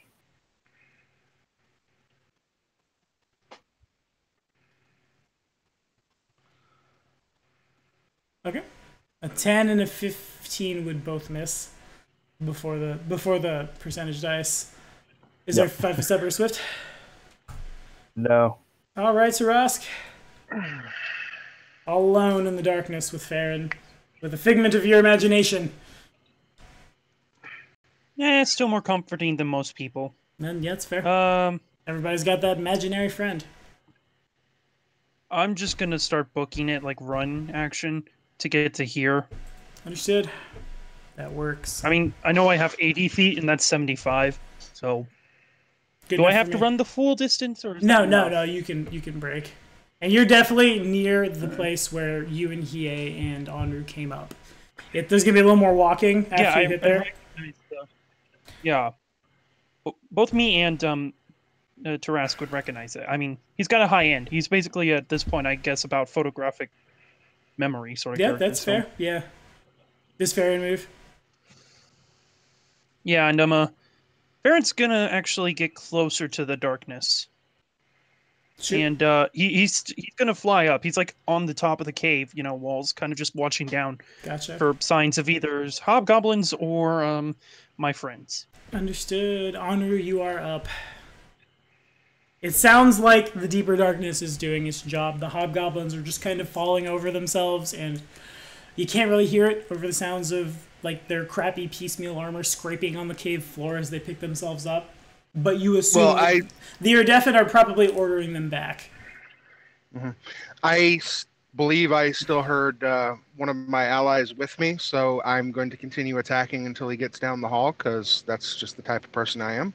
Fair enough. Yeah, there's a lot of hobgoblins in your face, but you can't really seem to hit them. There you Ooh. go. That's a hit. 99. That will be to the one to my left, sir. Yes, sir. Roll that hit. A 15 just misses. Ooh. That would kill him. That's max damage. He would die. But you just miss. All right, Like give me 1 sec. You hit something that's not cave for the first time, and it hits his armor, and it just can't quite get through. Oh, I get +2 on stealth and intimidate checks in dim or lower lighting, so yeah. Seems good. I should probably intimidate some people. Okay, sure. That will be a standard action. Yeah, next turn. Okay, understood. He actually is hobgoblins. The initiative has gone wonky. This one is mad. He will try to swing. If you would like to reorder to its proper initiative, I'm fine with that. Okay. 14 misses you. Can I do this? Does that work? That doesn't work like I thought it would. So I don't know what even that number was. I'm just gonna re-roll lots of dice. I was hoping I could roll them both. So 98 would possibly connect. But then it's a 9. And then I have a 94 might connect. Then it's an 11. And these two, they're gonna start backing off too. Everybody's just kind of 10 feet back. Stands up. They don't sound the happiest about the fact that they're backing off, but that is what happens. Well, they are following a drow into what is essentially the Underdark. You imagine the Erdefin probably have a little bit of insight there. They can't actually. Yeah, no, never mind. I was tempted to pick up that torch, but that would do me no good. It's not going to be like Inhale the Gorilla King when Cashew eats the rock that has deeper darkness on it and it blocks line of effect. It was good. I'm proud of Kane for that one. But Yeah, it was not on something so it could swallow. I mean, I thought about pebbles because I'd picked up a couple, but that actually came to mind. It's like, no, they can just cover that up. All right, it sounds like there's just a couple more. Sounds like everybody's running off. I'm gonna do. I'm actually gonna attempt to grab one. The one I've been swinging at in the darkness here. Fair enough. Okay, and you grab some stalactite. Nope. Yeah. If that's all, Tarask. You could get out. A double move would get you on the path back to that first map. Yep, I will do that. Alrighty, Double Tarask move is in to get out. transit. Where does Farron go? Farron's going to continue staying there because Farron can be within 100 feet of me. Okay. It won't be I long believe- before that 100 feet's broken. Well, I'm just going to be at like the very... Oh, wait, that would actually be very soon. I'd stay more so about here then. Just kind of like near the entrance. That is exactly 100 feet. Fair enough. All right, sure. Works for me. Victory. Andrew. Okay. First off, I've been with these two for a while, so if you wouldn't mind, Hiei, would you tell me if you share any of these languages with me other than Tien? Elven, Undercommon, Draconic, Infernal, Abysmal, Celestial, or Sylvan? He definitely has Celestial. Draconic and Dwarven don't actually have Celestial. You don't have Celestial? Draconic. No. All right, Draconic. So in Draconic, Hiei, we need to get to the right, please. Okay. Go ahead and make your movement. I'll hold them and follow. All right. The Hobgoblin's turn if you're holding. See, I'll actually still try to make attacks. Okay. Ignore the 84 and the 86 then. I'm sorry I removed those from the RNG. That's fine. Oh, both of those missed. Go ahead. Here we go. 87, 89. RNGesus, be with me. These guys add 4. I have to roll an 18 to hit you. They can't flank.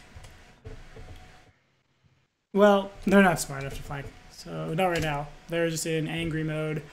So... 18. 18 to confirm. That's a 21 to confirm, doesn't confirm. No. 4. Grand total of 4 damage. As one of the blades of these things finally connects with your midsection, and everyone else continues to de-ass the area. De-ass the area. I like that one. Take their asses, move them from the area. Hiei, Anru would like you to move.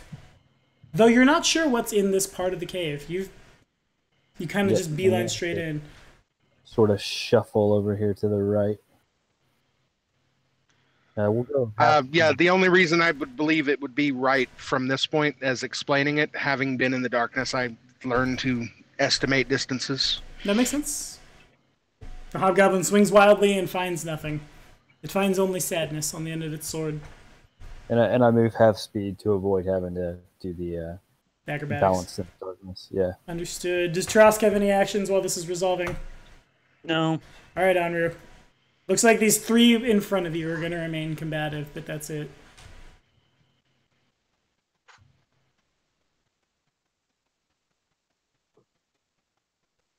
Well, the first one... Oh, yeah, no, it's a 50% chance those both connect. Alrighty then. Left then right. Is there... Or excuse me, left then forward, rather. Okay. 27 hits for 12 bludgeoning damage, a 20 hits, and flavor that kill. Had you attacked the other way, you'd have got them both. Yeah, well, I'll uppercut the attack, hitting him right square in the balls. Well, fair enough. Gross. You got him. Yeah, I basically hit him so hard in the groin that he falls to the ground and starts hemorrhaging internally. Yeah, you hit him pretty hard. Probably like it goes farther than that and just kind of like runs up into his stomach. It hurts real bad. He's real dead. Considering I can do slashing weapons with slashing damage with torches. Oh, yes. You can. That's right. Yeah. I'm not quite sure how that works, but all right, sure. We don't need science. We need to 5-foot step. Broken edge of a torch. Oh, yeah, that's fair. I have been using it as a striking weapon. So. Works for me. One of them might hit. Oh, maybe. Oh, maybe, just maybe. Not so much. Got a 15. All right, Hiei. Sounds like one's coming your direction. One of them falls over very dead. Gotcha. These guys are doing the double move dance. All right. Now I'm just gonna hang out here. All right, understood. Tarask has nothing to do, I'm assuming, so it's probably just Anru cleaning up. Yeah, I mean, I'm just chilling. 4 misses, 92 hits. The one that passed me? Okay, understood. I think that's the one. Yep. Yes, it is. Okay. That is enough. It dies. You shall not pass. There is a slight fluctuation in some of the darkness as that one dies. And you get the feeling that that was the Hobgoblin that had the deeper darkness on it. So good. Now it's a stationary darkness. Yes, it is. I think, right, isn't he? Yes, he is.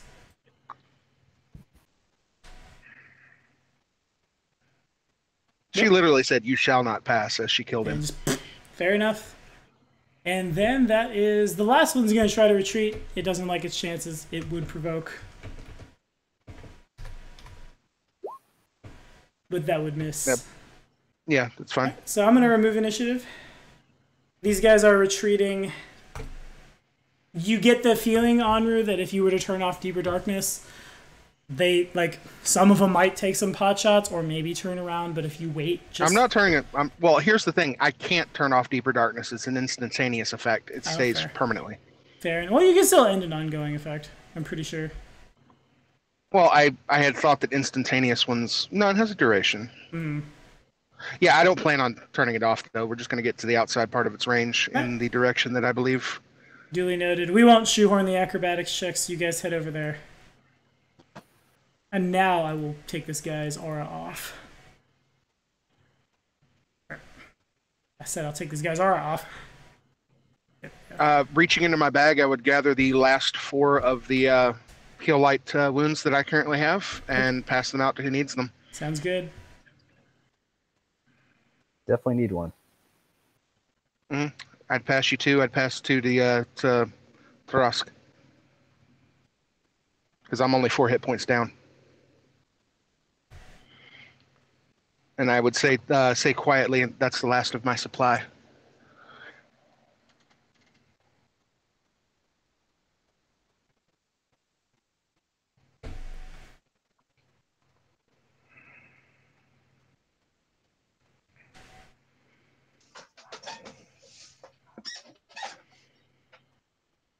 Mac? Mac You attack. just received 2. You just received 2 cure light wound potions, and I said that was the last of my supply. Oh, I didn't hear any of that. Okay, thanks. You did. Yes. I guess my internet slipped off for a second there. Yeah, it is what it is. You're in the Carolinas. It's a little wet there right now. Maybe not where you are specifically, but okay. A little rainy, a little bit wet. There's some water. It's annoying. That got a little dodgy. Yeah.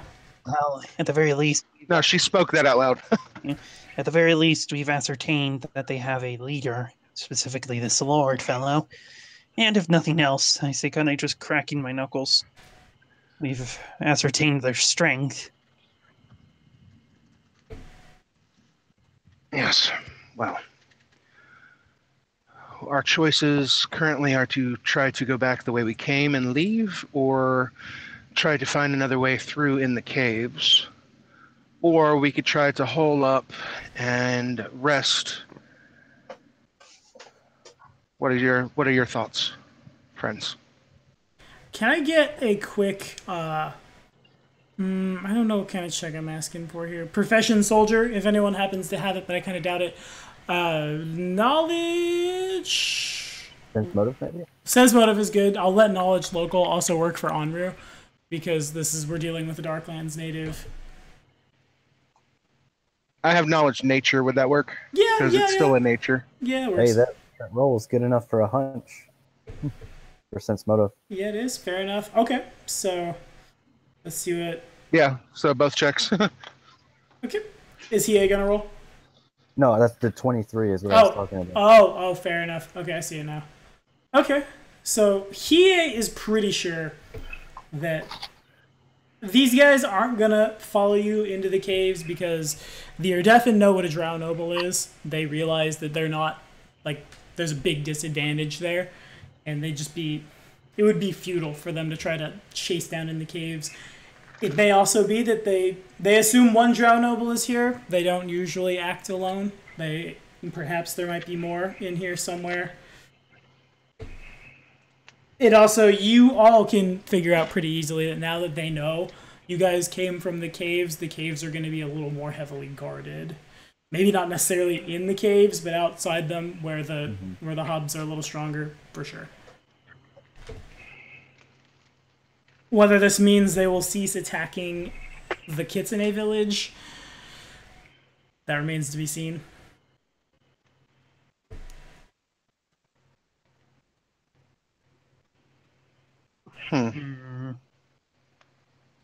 Let's go find a place to... I personally think we should probably try to take an overland route.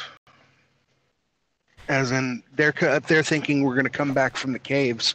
If we find a way out and use my levitate to get to the top of the mountain, we could come over. That's What about accurate. Hero? We should perhaps check in on him. You guys were able to destroy a couple cannon when you did that as well, and that's pretty relevant. There's probably more that you didn't see. There's at least one more that you didn't destroy. It is trained on the valley in case you decide to come up that way. Well, no, it's a box canyon. Yeah. And I have levitate. We can go over the top of the box canyon. You could do that. We don't actually have to come through the canyon. That's fair. Just show up on the other end of the map and they're all chasing you to the right just as fast as they can. In this time, the deeper darkness expires. If I can grab I'm running low on spells. And I'm learning low on spells and tricks. Not to mention the fact I'm out of healing supplies for myself. Yes, which is why I said we should probably rest. Okay. I look over to I would at least get my extracts back, and I can pass those off. It may make more sense if we withdraw back to the that hidden village and start marshaling a force, because it seems like we're going to be in for quite the series of battles here. Well, last I checked, that Kurotama doesn't exactly seem to be all that friendly to us. From Well, what he's he just said, the forces that live in that village are fighting these hobgoblins on different fronts. They're not just in this box canyon, they're all over the place. Most of their energy is our mission here was just to get their head. Yeah. Most of their energy is being consumed, well, not consumed, but it's being used to defend their village, support the kami, things like that. That you might get maybe one or two to come out with you, but a lot of the actual fighters have their jobs somewhere else. Maybe you could get mushroom beer. You could talk to Yuli. Yuli will come out. He will offer the mushroom beer. He will die a horrible death. Eaten by our Defen, just like in Darklands. Oh. So, what are our ranged capabilities? Well, I have a bow. I have a Do I? very pathetic crossbow and some spells that don't go very far. Do you know how to use a short bow? No. Hmm. Not yet. Soon. Potentially. Well, it's 2 levels before I can start using any new level classes on there. Well, I currently have my torches, which I can throw rather nicely. And I do have a masterwork short bow. Hmm.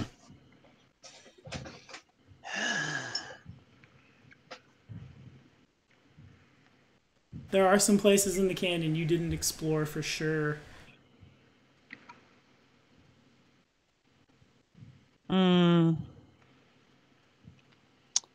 Well, any way we go about this, it may not end the best, but, well, gotta go about this some way, so let's escape the cave. I like the idea of going up and above and over and attacking them from another angle they weren't expecting. That's what made us be able to do so much damage so far. We keep attacking them from angles we can't. We don't have the ability to use a large sustaining fighting force, but we do have the ability to rapidly attack and then withdraw. Well, there's also the fact if we go up, there may be boulders or things that we can push and have a surprise avalanche of stone. That makes sense. Let us focus not on the tactics of the samurai, but instead of the shinobi. Okay. Guerrilla tactics, yes. So where do you guys want to go right now? Do you want to just, from where you are, find your way to the top? I could take you back to where the Izobu were?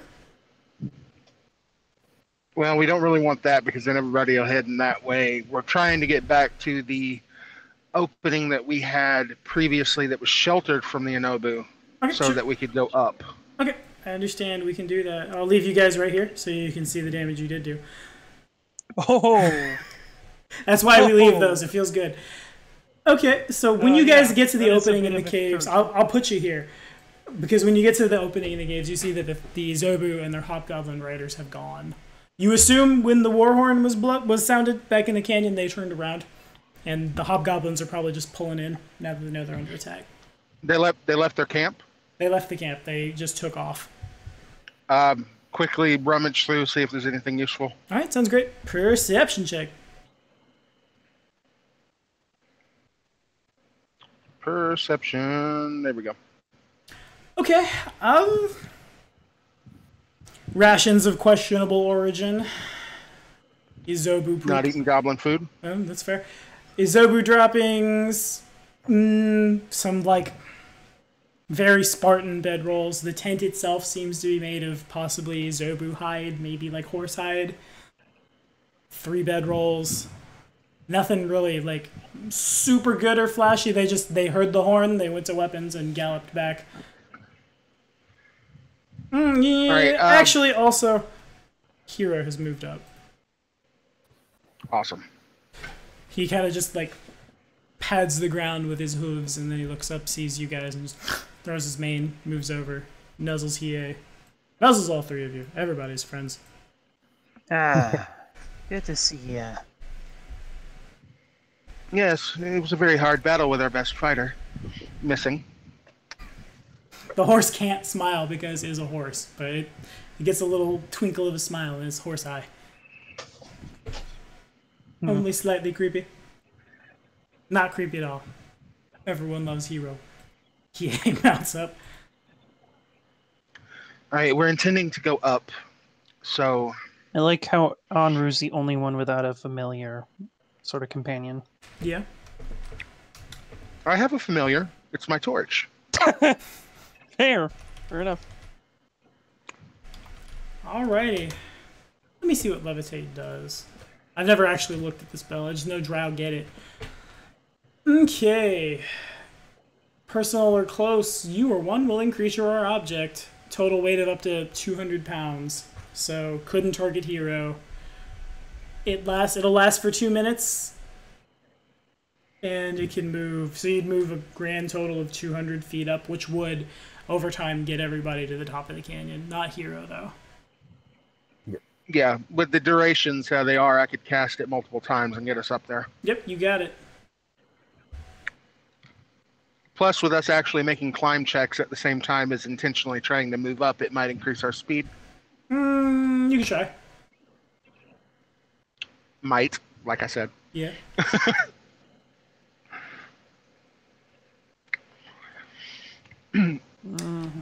So as you guys are contemplating, Hero, like, he gets a whiff of something. He throws his head back, stamps a little uncomfortably, looking in the direction of the bridge.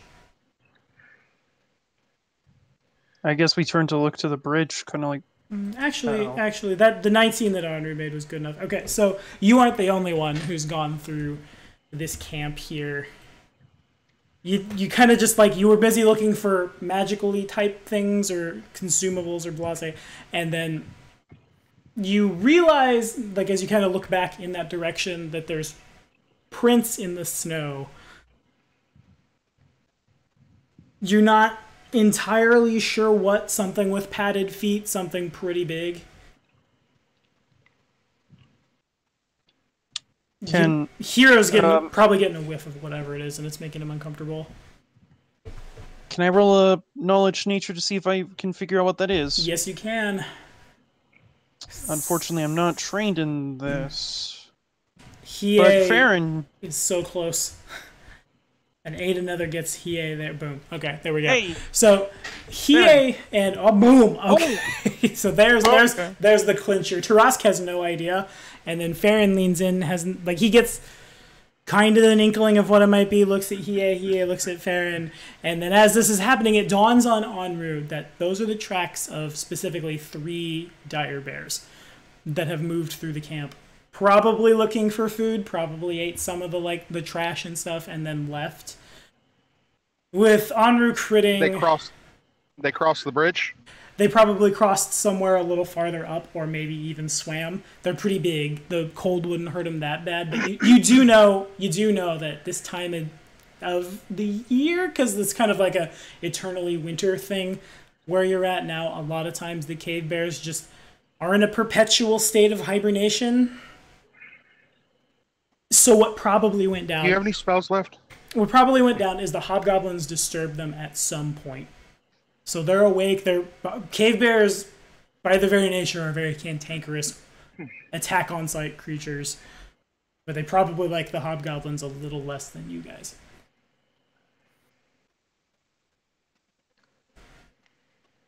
Do you have any spells left? Me? That's what she said out loud. I got a Burning Hands left in me. Couple more powers. Well, a few more if I limit them, but I got a couple more spells and tricks up my sleeves. Do you have Still anything got that more can shrink? No. In future, you should probably try for that so we could shrink the horse. That would be good. Just kind of look annoyed like I haven't thought of that already, sort of look on my face. Well, reduced person wouldn't work on an animal anyway. Yeah, I know. That's, once again, it's like, yeah, I'm going to need a few more. I'm going to I need don't some know more that. levels. Yeah, I That's know. fair. That's fair. There's just a kind of look of, like, I haven't thought of that already. There's, anyway, cave bears. We should probably get away. They are particularly scary. They're stronger than the hobgoblins by and large. Do we just want to retreat back to the village? That way we may rest a bit. Well, we can retreat back to a place where we can make camp safely. Very And well. then after we've rested, go over. Seems good. Okay. In that case, unless anyone has anything to say about it, you guys fall back. You could also sleep in the caves. They're cave bears. This close to the enemy, and with cave bears in the area, not a good idea. Okay, fair Also, enough. he sleep in the cave. I mean, hero. Hero cannot sleep in a cave, that's fair. Okay, so you guys fall back. Oh, we'll say here is pretty much safe. The corpse of the Oni is, it's not stinky, it's cold out. You guys do rest. Nothing bad happens to you during the night. You assume the hobgoblins will be fortifying. They don't seem to be. It tracks sleeping out in the open like this. Those Izobu riders would come out and try to find you. They do not. So that probably means they're going to let you be. They're too busy. Quick question. Yes, sir. How much health do we recover overnight? Is it our level times con? You got it. All right, cool. I mean, either way, I'm I'm at fully full. healed. Yeah. So is the plan to leave Hero where Hero is and levitate over top of the canyon? Am I hearing that correctly? Probably. We may want to send Hero back to town, seeing as it knows its way. Hero's a good boy. First things first, Anru, your tincture thing doesn't give you, like, armor bonus, right? It gives me +2 armor from Dex. +2 armor from Dex. So that would stop you from gaining mage armor. All right. No, it would not. And Only her No. armor would stop that. You can have all the dexterity you want and have mage armor still. All right, cool. yeah, I can still take mage armor, but I think y'all two are the ones that Well, I need it can the most. prepare it 3 times and get all of us it. Okay. I have 4 slots. I'll Seems prepare good. that 3 times, and then... Sticks for 2 hours. During my morning preparations, when I regen all my stuff, I would pass out 2 more healing potions, 1 to each. Okay. Caster level 2. Sounds good. All right. I'm gonna... A large person's not that useful. Anthole could be, though. That could lead to... I'm gonna prepare Anthole. Okay. Because if we're gonna go for that rock sort of trick, that will work amazingly well. If I cast that on him, So Hiei. why does he have 4 cents? What? He has 4 pennies attached to his icon. Oh yeah. I I have don't no idea. know. I didn't do that. I don't know what Might to have- say. I have no idea. I'll get rid of it. Weird. Goodbye, you Okay, guys. then. Some of my hobgoblins do too, and I'm not sure why they have it. It's weird. I mean, I've seen, like, I know what the orange dots and everything are, but I've never seen a number next to them. Yeah, I have What no did you idea. do? I didn't do anything. That's Sweet. what they all say. I promise. That's what they all say. I couldn't help it, man. He had 4 pennies. He did. No, He you're definitely had 4 pennies. That is What's a accurate. penny? A copper. Oh, Yeah, maybe get you a sip of mushroom beer. Mushroom beer, one sip, no more. Very expensive. It's a luxury item. But yeah. Alrighty. So you Yeah, and after they guys, make the beer, they probably take the mushrooms, grind them up, and make mushroom burgers. mushroom burger. No, we use meat of Yeah. God. God is very good. Then Yuri goes Yeah. back. All right, so we levitate. What part of the canyon do you guys want to levitate to? Well, considering We're trying to get up to the edge of the ridge so that we can decide where we need to be. I'm like the far top of what we can get to. That way we can see where we need to go to get the most benefit out. That makes sense. All right, so I'm gonna put you here. Basically, what I'll do is I'm gonna buzz the canyon. You guys see that they've spread out a little bit. They're definitely on. Well, actually, there's. would you mind shift pinking us? Oh, That way yeah. we Sorry, don't sorry. have to go I scroll. forget that is a thing that I can do. You guys go over It there. helps it so when you move us like this, we don't have to go Oh, that's hunting accurate. across the map. That's very fair. And over here is some more. And then I'll move you over here. Where there is more. Oh, God. It's the back of the canyon. It becomes a lot more relevant. Because from the top you can see all of this. The Iridethan, that's like, that guy's as big as he seems. He's as, like, towers over the Izobu and the Hobgoblins, carrying a very, very bright, very powerful Roka sword that, even without Honor's Detect Magic, like, it radiates with some kind of magical force. He's got an elite guard of Izobu riders with him, and he kind of just paces the camp at large. It looks like back here is pretty clear. It looks like most of the Hobgoblins probably are back. You just saw them in the box canyon. Like farther out in it. That said, if you were to jump down there and start fighting, they're probably going to just come back. But it's wise to assume that the big Erdefin is the leader.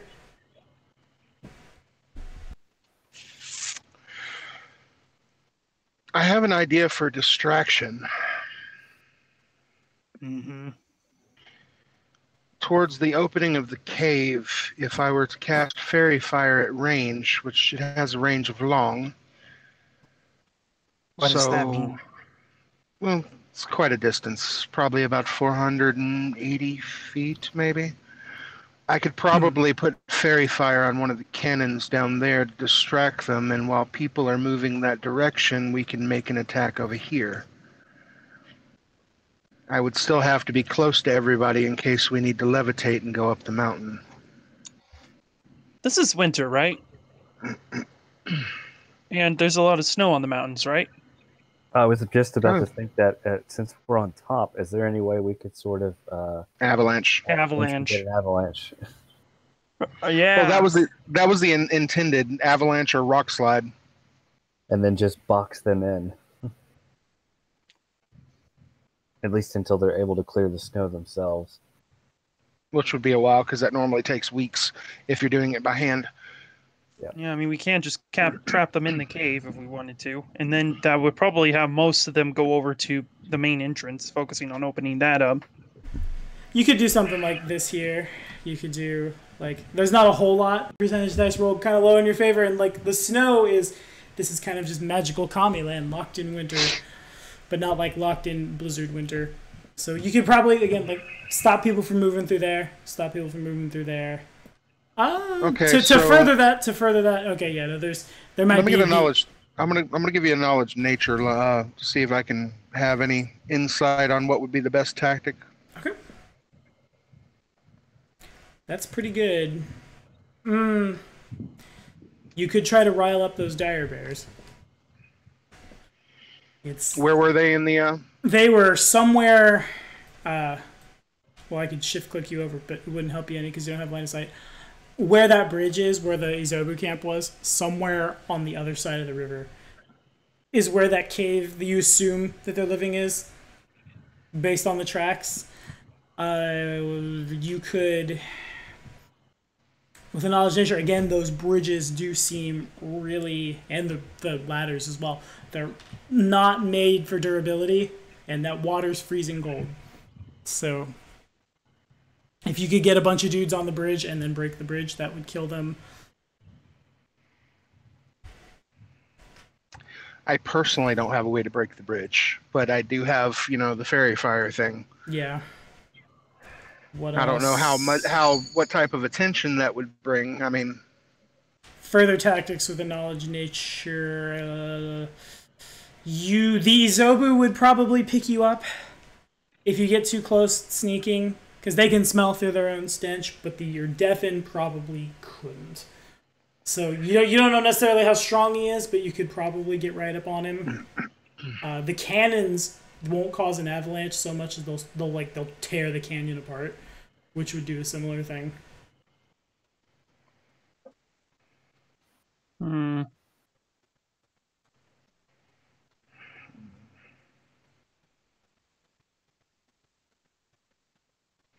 checking the range on Spark.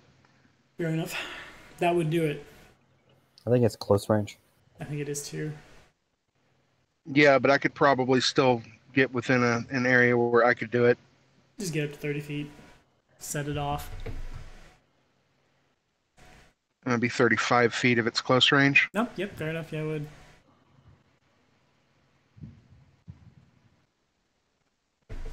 And considering I can levitate, I'd still be off the ground to do that.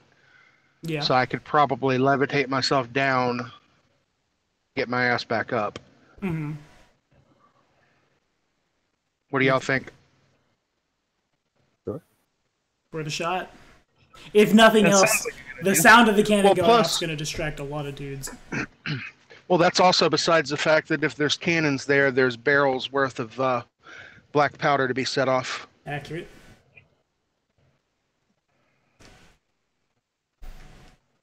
Okay.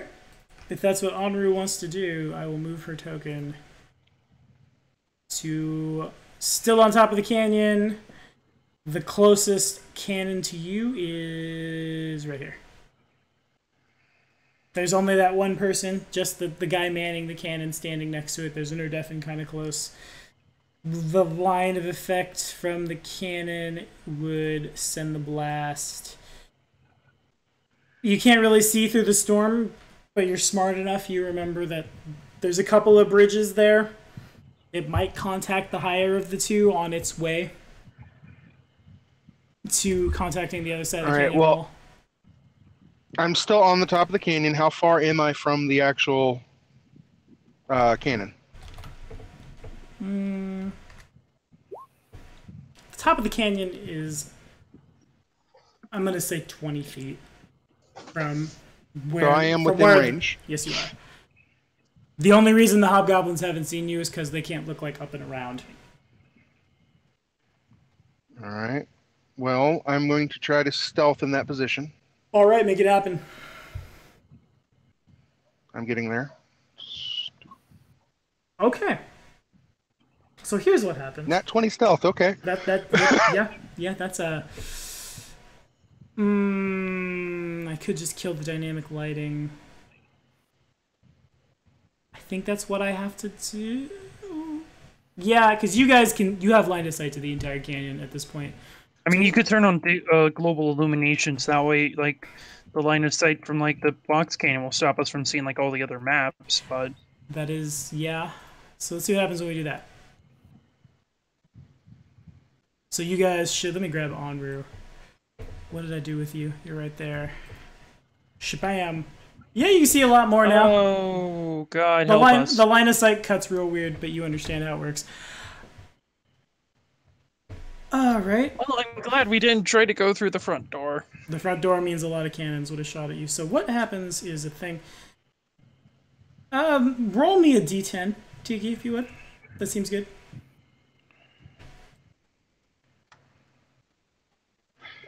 Okay. 9 goblins. Yeah, some are deafened as well. That'll be fun.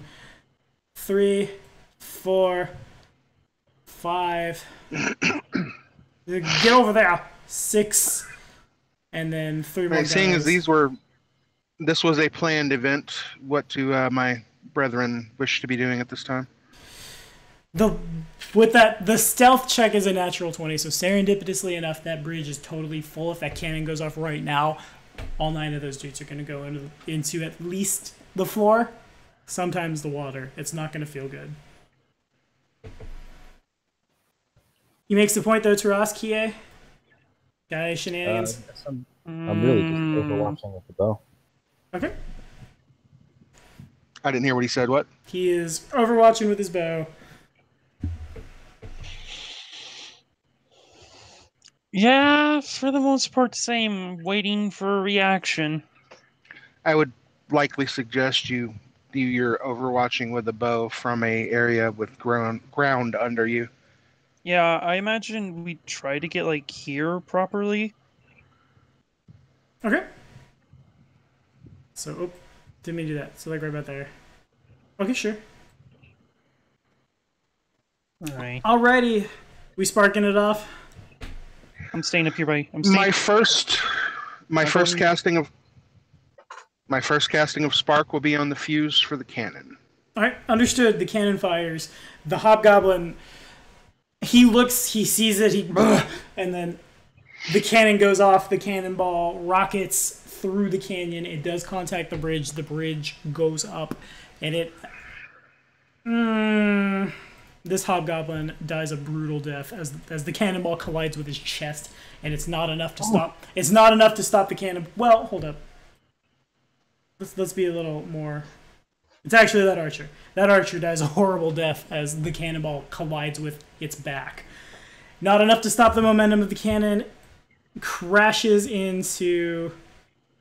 Oh, I need to grab this again. Here's a straight line. Can I snap? Kind of. Go over there. Right about there. The bridge is destroyed. You guys see all 9 of these guys go down, and I'm gonna roll. I've got 3 or death in there.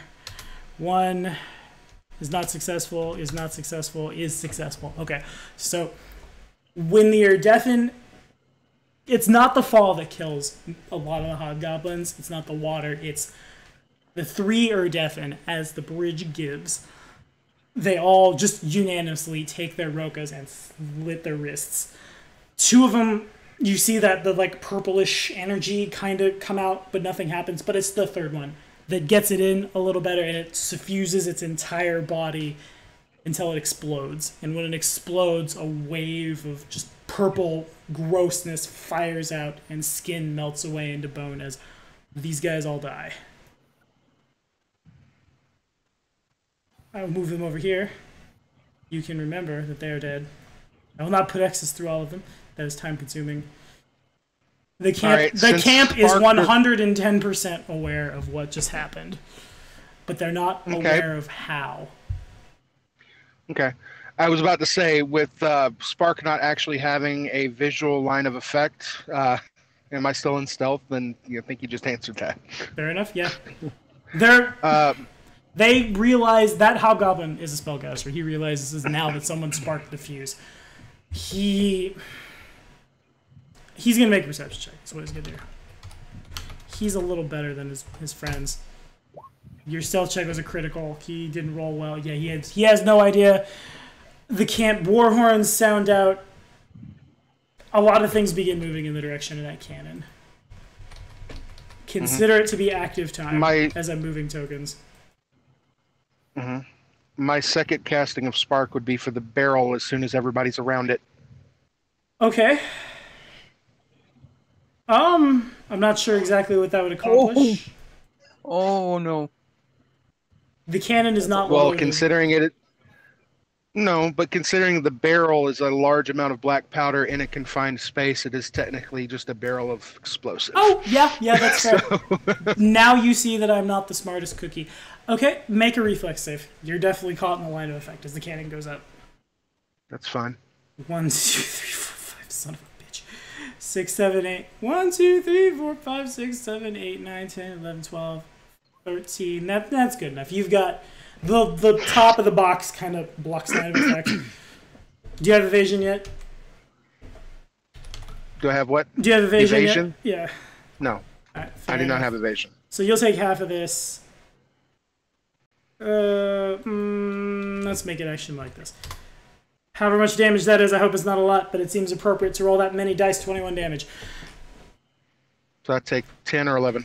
You take you round down. You take 10. 10. And I'm gonna throw a bunch of d20s at the board. They have to crit. None of them have good reflex saves. With me having been currently up the mountain trying to hide, would I not have some sort of cover for a mischance? Yeah, you don't have cover for a mischance so much as your DC is a little lower because it blocks live effects. So the Urdefin takes nothing. The Magus takes nothing. Oh, there's a natural one. The Magus dies. All these guys die. The cannon is a semblance of its former self, but that Urdefin is unaffected. It's gonna make a perception check. It doesn't roll 10d20 for a perception check. It's cool. It's not that cool. It has no idea. It shouts, "Get away from the cannons, you fools! The drow has returned." I'm just gonna levitate and make my way back up the canyon. Understood. And back over to my friends, because right now all we need to do is stealth and wait for them to calm down and start picking them off again. They seem to think that you're invisible somewhere. They're not looking above them. Mm-hmm. You get the feeling they're not that used to looking above things. People rarely are. Yeah. All right, team. Explosions happened. Rocks fell. Henri killed 1, 2, 3, 4, 5, 6, 7, 8, 9, 10, 11, 12, 13, 14, 26 people. And a bridge and a cannon. All right. That's a pretty successful day. Yeah, that's a lot of them taken care of. A lot of people are gonna you see things are scrambling off the bridges now. Hopefully, we're kind of just hoping. Are we hoping that we can get this guy alone? It's a thought. This hobgoblin, you guys see him push his cannon into the water. Okay, that's a start. What's your guys' thought? Just the cannon? He pushes himself as well into the water. I'm done with this! Look. Oh, here's another cannon into the water. Mm-hmm. Off the bridges they go.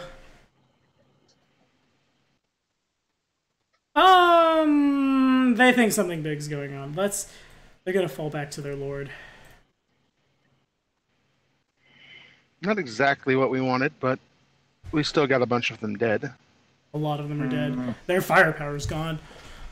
The ones you didn't explode, they push. Actually, you guys know there's one more cannon that Henri tried to push and it didn't work back at the head of the canyon.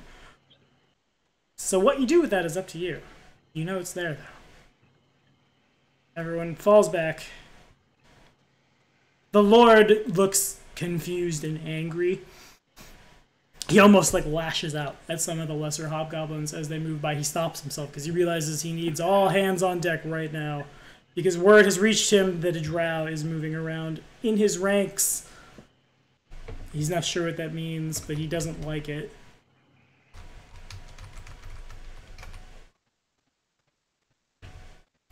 What is your next? This is a very echoey canyon, correct? Yeah. He's gonna ping message around the cannon or around the canyon and see what happens with it. Well, no, I was actually hoping to try to intimidate them. Okay. You certainly can. But I'm trying to decide whether or not I should. I'm also trying to decide how likely they are to perceive. So, with Echoey Canyon, not exactly knowing, hobgoblins are not normally Underdark dwellers. So the what do you call it? Acoustic effect of where echo came from may or may not be in their repertoire. Yeah, you're definitely a different story though. Yeah.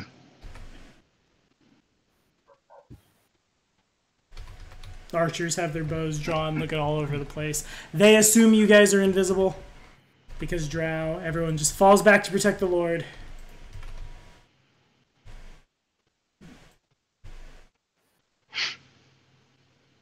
Mm-hmm. Thoughts, people?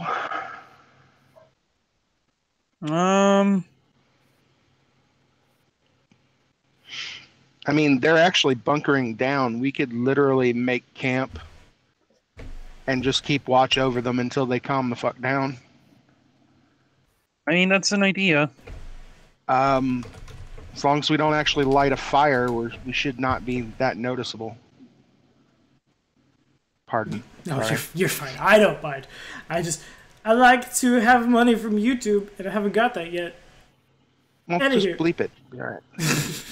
That's so much extra work, though. Anyway, so again, they appear to think you guys are invisible. They probably aren't gonna calm down anytime soon because that was a very effective attack. Mm-hmm. All right. Well, Oh, there's another cannon. Look, guys, a cannon. I didn't realize I put that there. where's this cannon? Oh shit! Right there. Oh yeah. Go to that. I think I have to have one of your tokens selected to do that. Nope, there it is. Yeah, you kind of do. And is there overhang over there? There are some crappy wooden palisades. That's about it. Line of effect is just like this. Oh, not quite. There you go. So it would hit that Izobu and his hobgoblin. Of course, if you turned it, that could be a thing, but they will be aware. Mm-hmm. Oh, Trask. You wouldn't happen to have access to silence, would you? No. That's so tempting, though. I'm, once again, a little bit beyond my powers at the moment. Wait a tick. How far do these things fire? You're not really sure. It might have gone a little farther if it hadn't contacted the other side of the canyon. It's not You did say that there still was one more down there that was not thrown into the canyon where we originally came out. That is correct.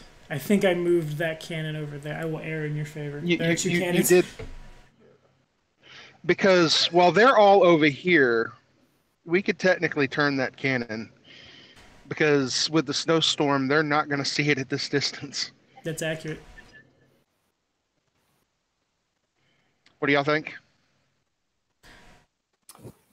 Well, a snowstorm has abated, is why you have line of sight through the canyon. It's more like they won't see it because they're protecting their lord because they're assuming that you guys are invisible and down there trying to kill him. Would y'all like to fire a cannon in the midst of them? That would be a wise idea if we can get away with it. The problem is what happens when they all turn around. Well, here's the thing. We don't actually have to be there when we light it off, remember? Fair. Y'all can be way away, and then I can stealth, spark it, and get away. Okay. If I die, it doesn't matter. If y'all die, the monastery has lost. You matter. Don't start saying that sort of crap again. You hush.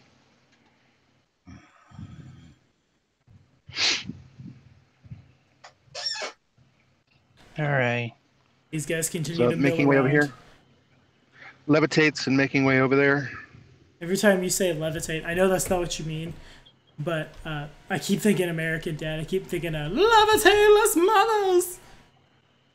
I know that you're not trying to wash your hands in Spanish or cast Harry Potter spells in American Dad, but that's what goes through my head. I could actually say Wingardium Leviosa for you every time I do it. There you go. Start calling you Hermione. Leviosa. See, that's I would be wrong in this instance. Bloody hell. So between the three of us, we could get it turned and aimed properly. Mm-hmm. Okay, yeah. Between the three of you, yeah. Yeah, between the It three hasn't of you. been fired. We don't have to necessarily So it should still shoehorn be the checks. loaded. They're not. They're protecting their lord. They're milling around, just kind of from up top.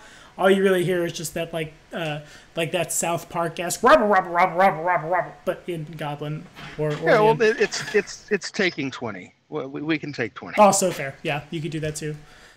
Right now you're not threatened. Okay. So line of effect to how do we want to target it? As close to the main enemy boss as we can.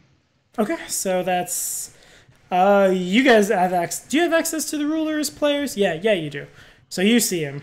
If you can draw a straight line from cannon, from Raicha to there, and so you can.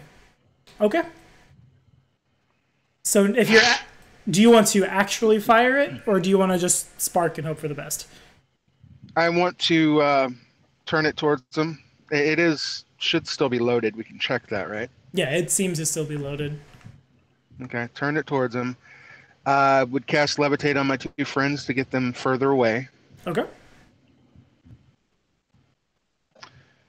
I mean, Well, if I could need to roll some like knowledge engineering to make the aim more accurate.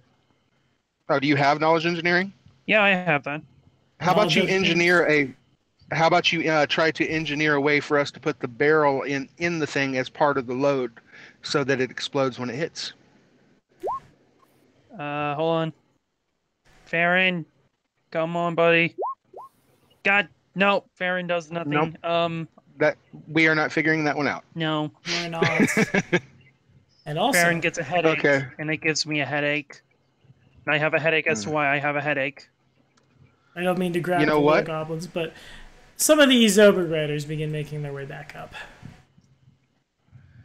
Okay. Well, in that case, everybody get towards the boss. If you can take the barrel with you, that would be something that we can light and throw down there afterwards. Do you mean like carry the cannon over there? No, I'm talking about taking the refilling powder with them. Oh, I see. Okay, I'm with you. All right. And as soon as they're out of range and heading that way, I would probably get as far from the cannon as I can and spark it Understood. to fire it. And so it was. I don't have an immediate action that can stop a cannonball. I had to think about it. I have class levels. I don't have. Had to think about it, huh? I did, yeah. Okay, Tiki, roll me 7d6. Roll. That will determine 18. Okay. Draw me the line again, if you would.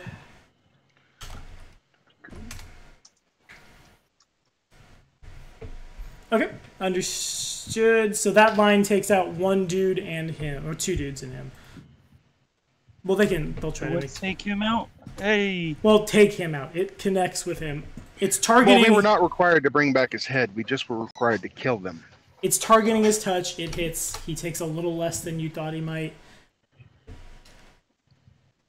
A couple of the goblins are basically... I shouldn't have deleted those. I'm sorry. Come back, goblins. Be separate goblins. We're just taking you over to the Hall of Fame. Verded. And how do you react now? It hits him. Actually, it hits him, and then after it hits him, you see him put his hand to his chest and concentrate. Some light suffuses him. Also, his skin kind of like...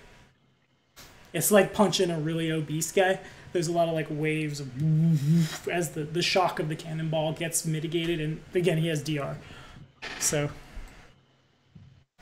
At this point, they assume that you're over there somewhere, and the Zober riders are going to start riding out there. Mm-hmm. Heading up the thing again. Do you need a stealth check? You guys can break line of effect. You're fine. Oh, don't take that cannon. Leave that cannon behind. Bep. Bep. Also leave my person. Your person? You want to stay there?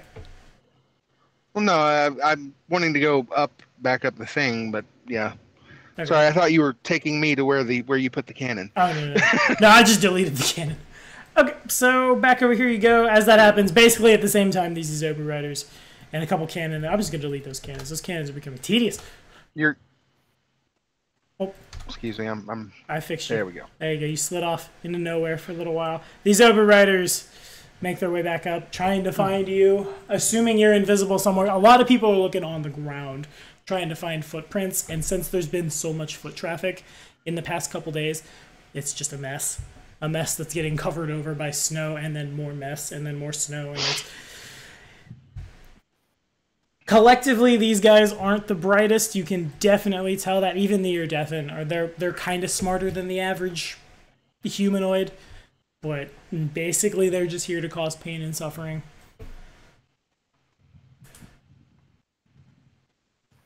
So nothing really. Right. Yeah, well, we hit the boss and could tell that he could basically take a cannon shot to the frickin' face. Yeah. Or so, but yeah. There were 3 ones in the 76. And he has considerable DR. They didn't bring good or silver cannonballs. Well, we still have a barrel of dynamite that we can, or not dynamite, but stuff that we can lob that direction with levitate on it. These guys are going to start staggering out. Do we have anything we can fashion a fuse with? You guys probably will have some rope and stuff, yeah. Bowstrings. I heard. Well, I'm also an alchemist. So. I heard tell that there was a crabby crossbow. Yeah, I have my crossbow. I don't really plan on using it. Well, the crossbow itself plus some of the actual black powder that we're using would make a fuse, because that's how you make fuses. Yeah, that's fair. These guys are fanning out. Except for the Izobu Riders. Those 3 Izobu Riders seem pretty dedicated. All right, so if we tuck a string into it after, basically covering the string in black powder to make a slow burn fuse, cast levitate on it, get it above the guy, or spark it, then get it above the guy so that when the levitate ends, it would explode or fall on him and explode rather. Not the worst thought.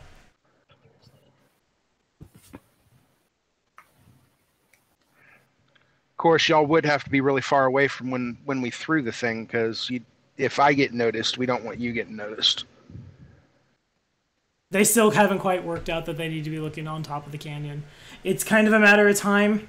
They may... Actually, you guys see several of these guys actually make their way back into the caves. They've exhausted the possibility that you guys might be hiding somewhere in the canyon invisible. Some of the Iridefin and some of the Hobbs are smart enough to realize that you may or may not be under the effects of an invisibility spell that would have expired at this point. So they begin moving into the caves, assuming you're hiding in there. Archers begin... Less people want to just go for it? Archers begin moving back up, training their bows. Anywhere there's movement...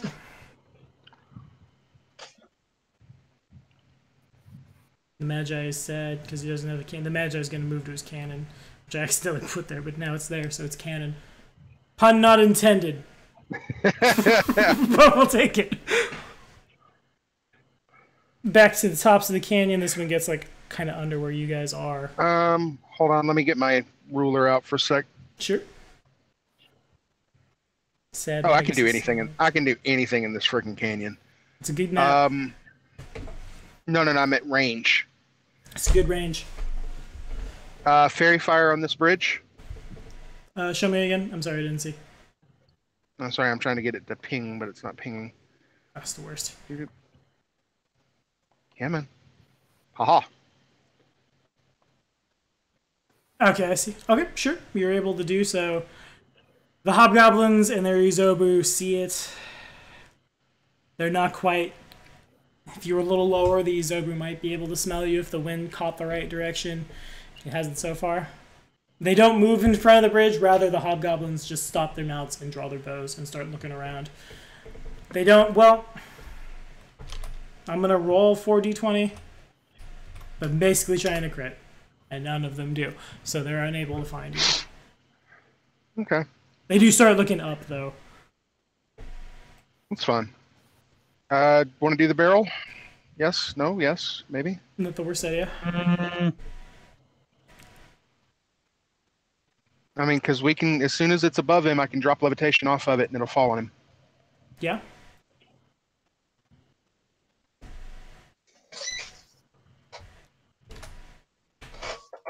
I mean, that is an idea. It probably is one of our safer ones, too. Yeah. Yeah, we just have to get away because it's going to take him a little while to get up here without ladders. Okay. Yeah, you're Yeah. right. Your insight. EA, Yeah, what's up? what's your thoughts on the barrel idea? I mean, if we can make gravity do the work for us, I say go for it. Well, how about another nature check to see if if we have knowledge of what an explosive here would do to cause avalanche on top of them? Go for it. Make the check. Not me. Not you.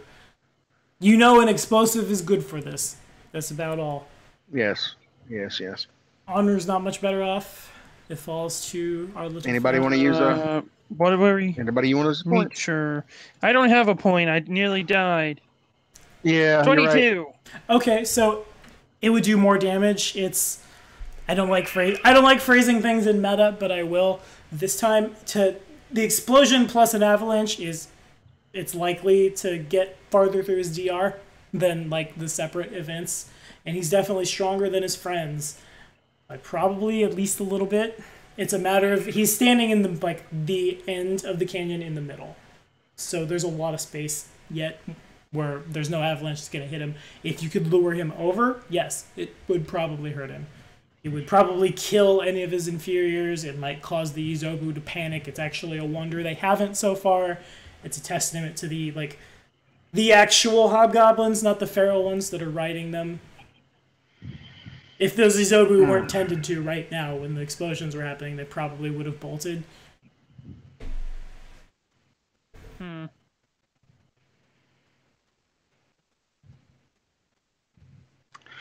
I am the one that can actually get away from this.